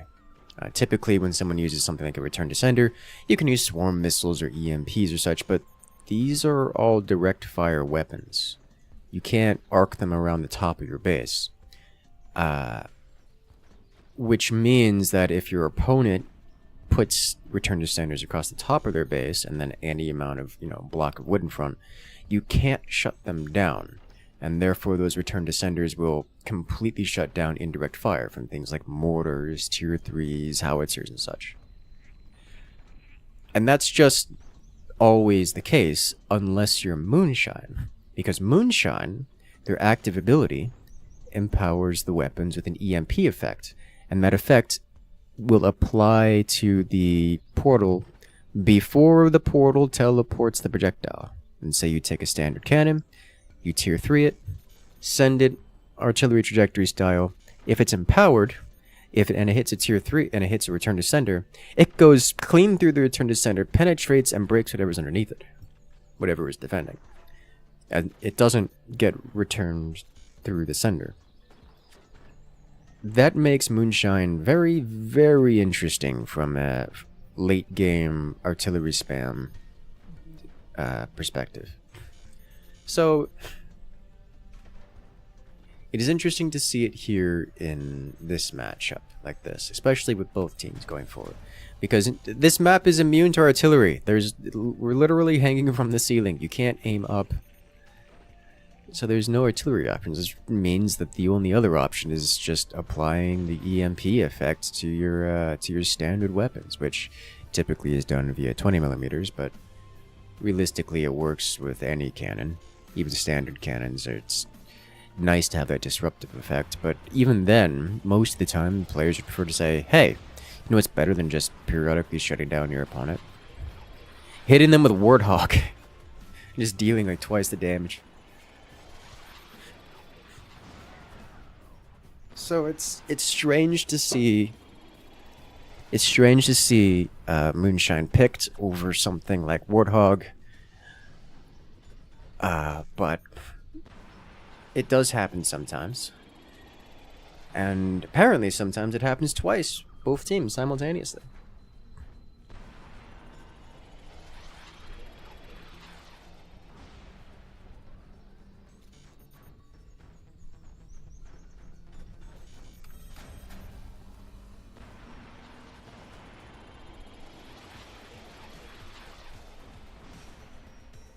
You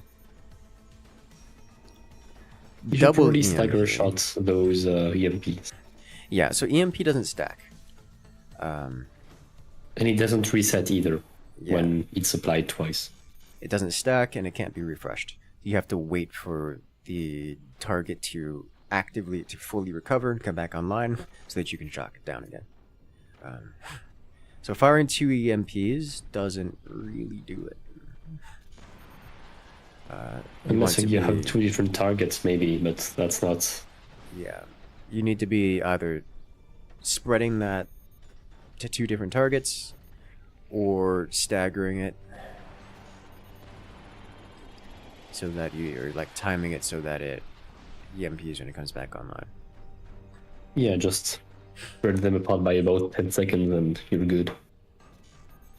A question from chat. Does Moonshine Cannon penetrate shields without detonating on the shield? I don't. I would say it's still. I think it just destroys the shield and gets destroyed. I think it's the same behavior. Yeah, I'm pretty certain it's the same. Pretty certain it doesn't pen the shield. It gets stopped by it. But if it's empowered, it will still apply its EMP effect around it. Yes.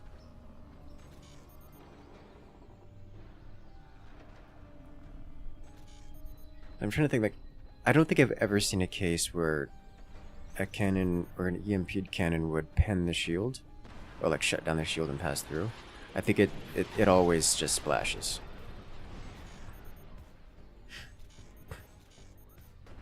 Ooh.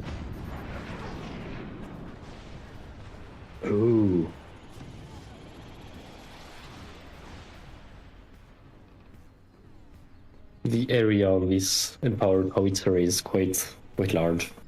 Yes. Just a little bit longer than, or a little bit larger than the standard cannon. Like the 20 mil is nice because it splashes little EMPs everywhere. But the standard cannon actually penetrates deeper and then does a massive EMP radius. Yes, exactly. Much like the So howitzer you does. have like a delayed hitbox basically. Mm-hmm. And so like both are very good at just causing problems for the opponent. General nuisance stuff.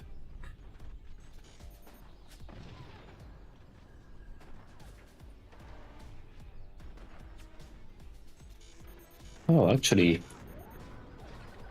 the howitzer splash is just the same as the cannon splash in terms of radius.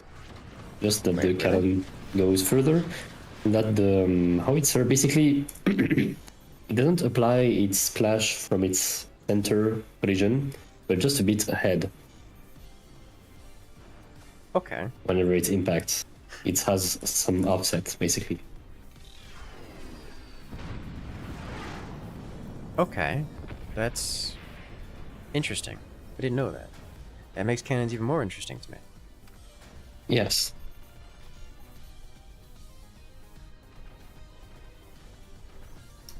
Yeah, moonshine cannons are very effective at just shutting down AA. Oh yeah, you kidding me? Like it's especially when they do the thing of like splashing across multiple regions. It's just whew.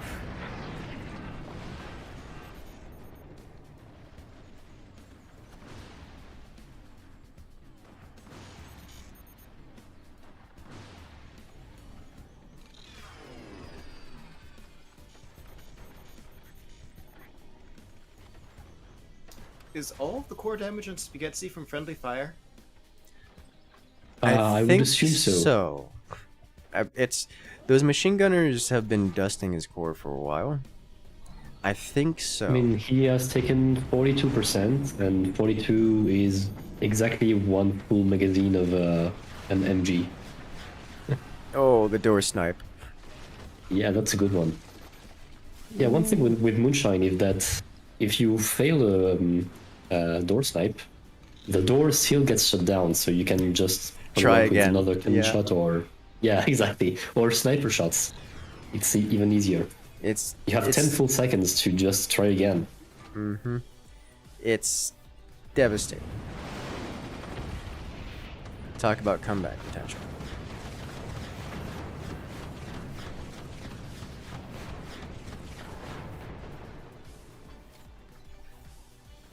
Looks like Anemone is still in the lead.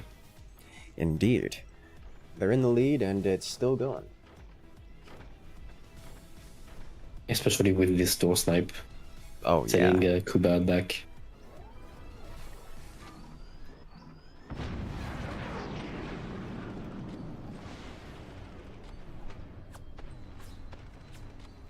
And Dory with his huge swords, not taking a lot of damage from that howitzer.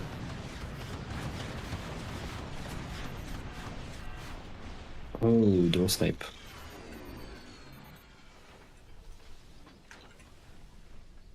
I don't think there's a door there anymore. It can't be a Ah. door sniper, there's no door. Oh wow, it's 5%. Whew. I think Kuba's lower cannon is far enough away that it won't kill Kuba's core if it detonates. But Kuba certainly cannot build another cannon above that. Or this is just over, like, immediately at the next door snipe.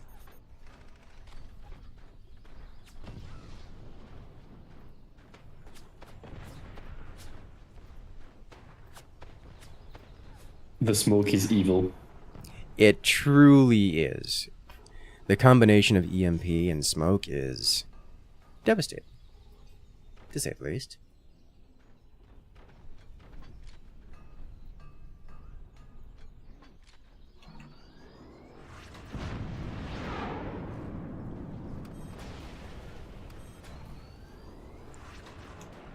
It's, I'm pretty certain an Anemone here is going to be coming out on top here. The question is only... Well, the question is only whether or not Fful can make a comeback. And it's not impossible, it's just not looking good for them. At all.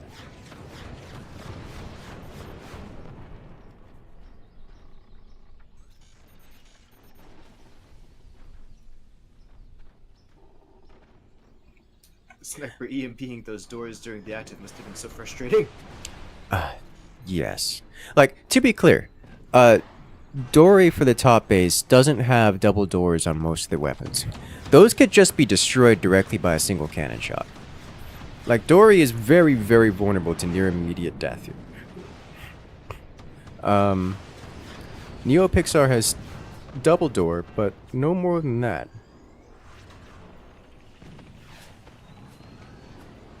And is, you know, half a second away from getting door sniped at any point in time. Like, this game is not over. It's just... Team Fful needs to... Yeah. They're running out of time, and they're running out of chances. Also, Kuba rebuilt the cannon in the spot. So, if that That's a cannon 20 mil. goes... But yeah, still. Yeah, that's...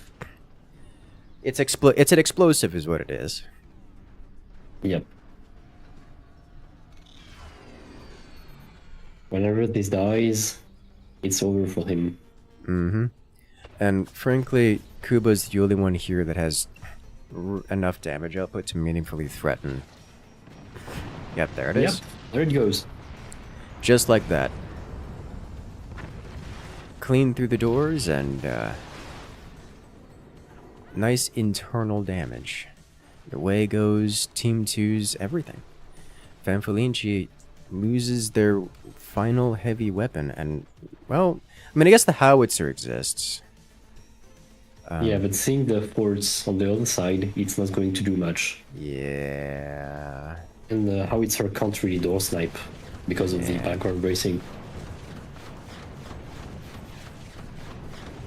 Ooh. Oh, that is so close to hitting the core. Like, the core is just That was a exposed skill from gap. below. Yeah. Yes.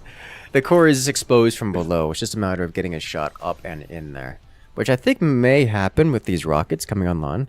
Anemone has been adding in EMPs and rockets for a time. And they're only just now really coming online. Because they've been kept in check. Kuba with their cannons have been keeping those rockets in check. But now Kuba's no longer with us. They are unchecked, and the rockets are going to be coming online and have a beautiful angle on the core. It's going to be a little hard to miss.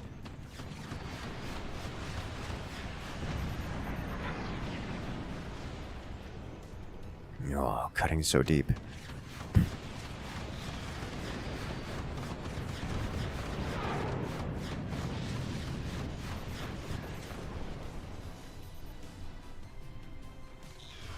Yeah, the howitzer hits, but it doesn't really do much.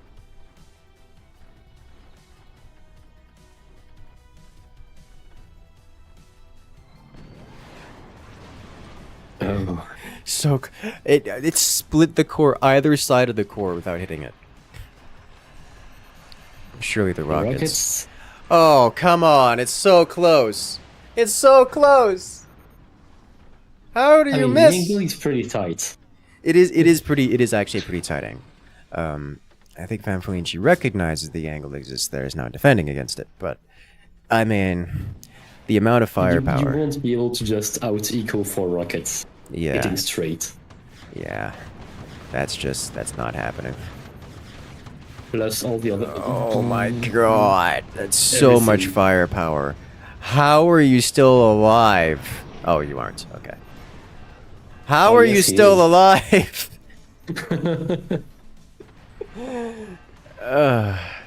Getting sniped. Death by sniper. Good god. The amount of firepower in that last strike. Whoa.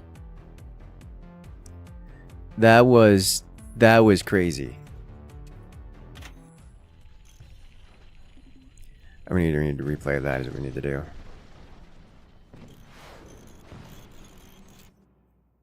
Alright, so here we have the wonders of autocannon. All hail the autocannon.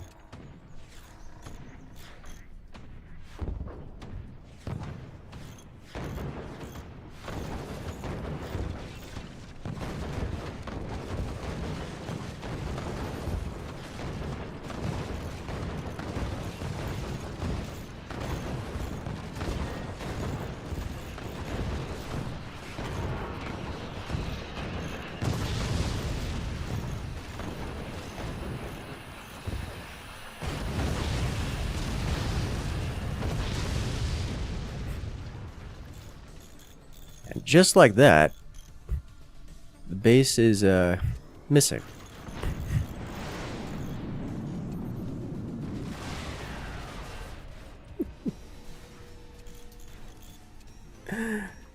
Yeah. That is that was a good match. I like that match. I like that match a lot. Very, very well done. Very well played. Team Anemone taking the victory in this best of 3. Very, very well done. All right. Well, ladies and gentlemen, that is the start to the Forts Pro League. Make sure to check the description below so you guys can keep up with these scores as we go through the league. And we'll be doing many more streams. You can check back at 4 p.m. Eastern Standard every Wednesday for more live broadcasted games of exactly this kind. So make sure to hit that follow button, hit that subscribe button, because we got more content like this coming out every single week. Is there anything else you wanted to say before we wrap it up here? Not so far. Just we're looking forward to send you some nice replays when we have them as well. Yes, please. And we hope that there will be a lot of teams playing live on your streams. And yeah, just looking forward to good games. Excellent. All right, guys. So you've heard it here.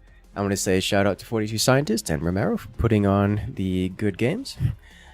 And I will see you guys later.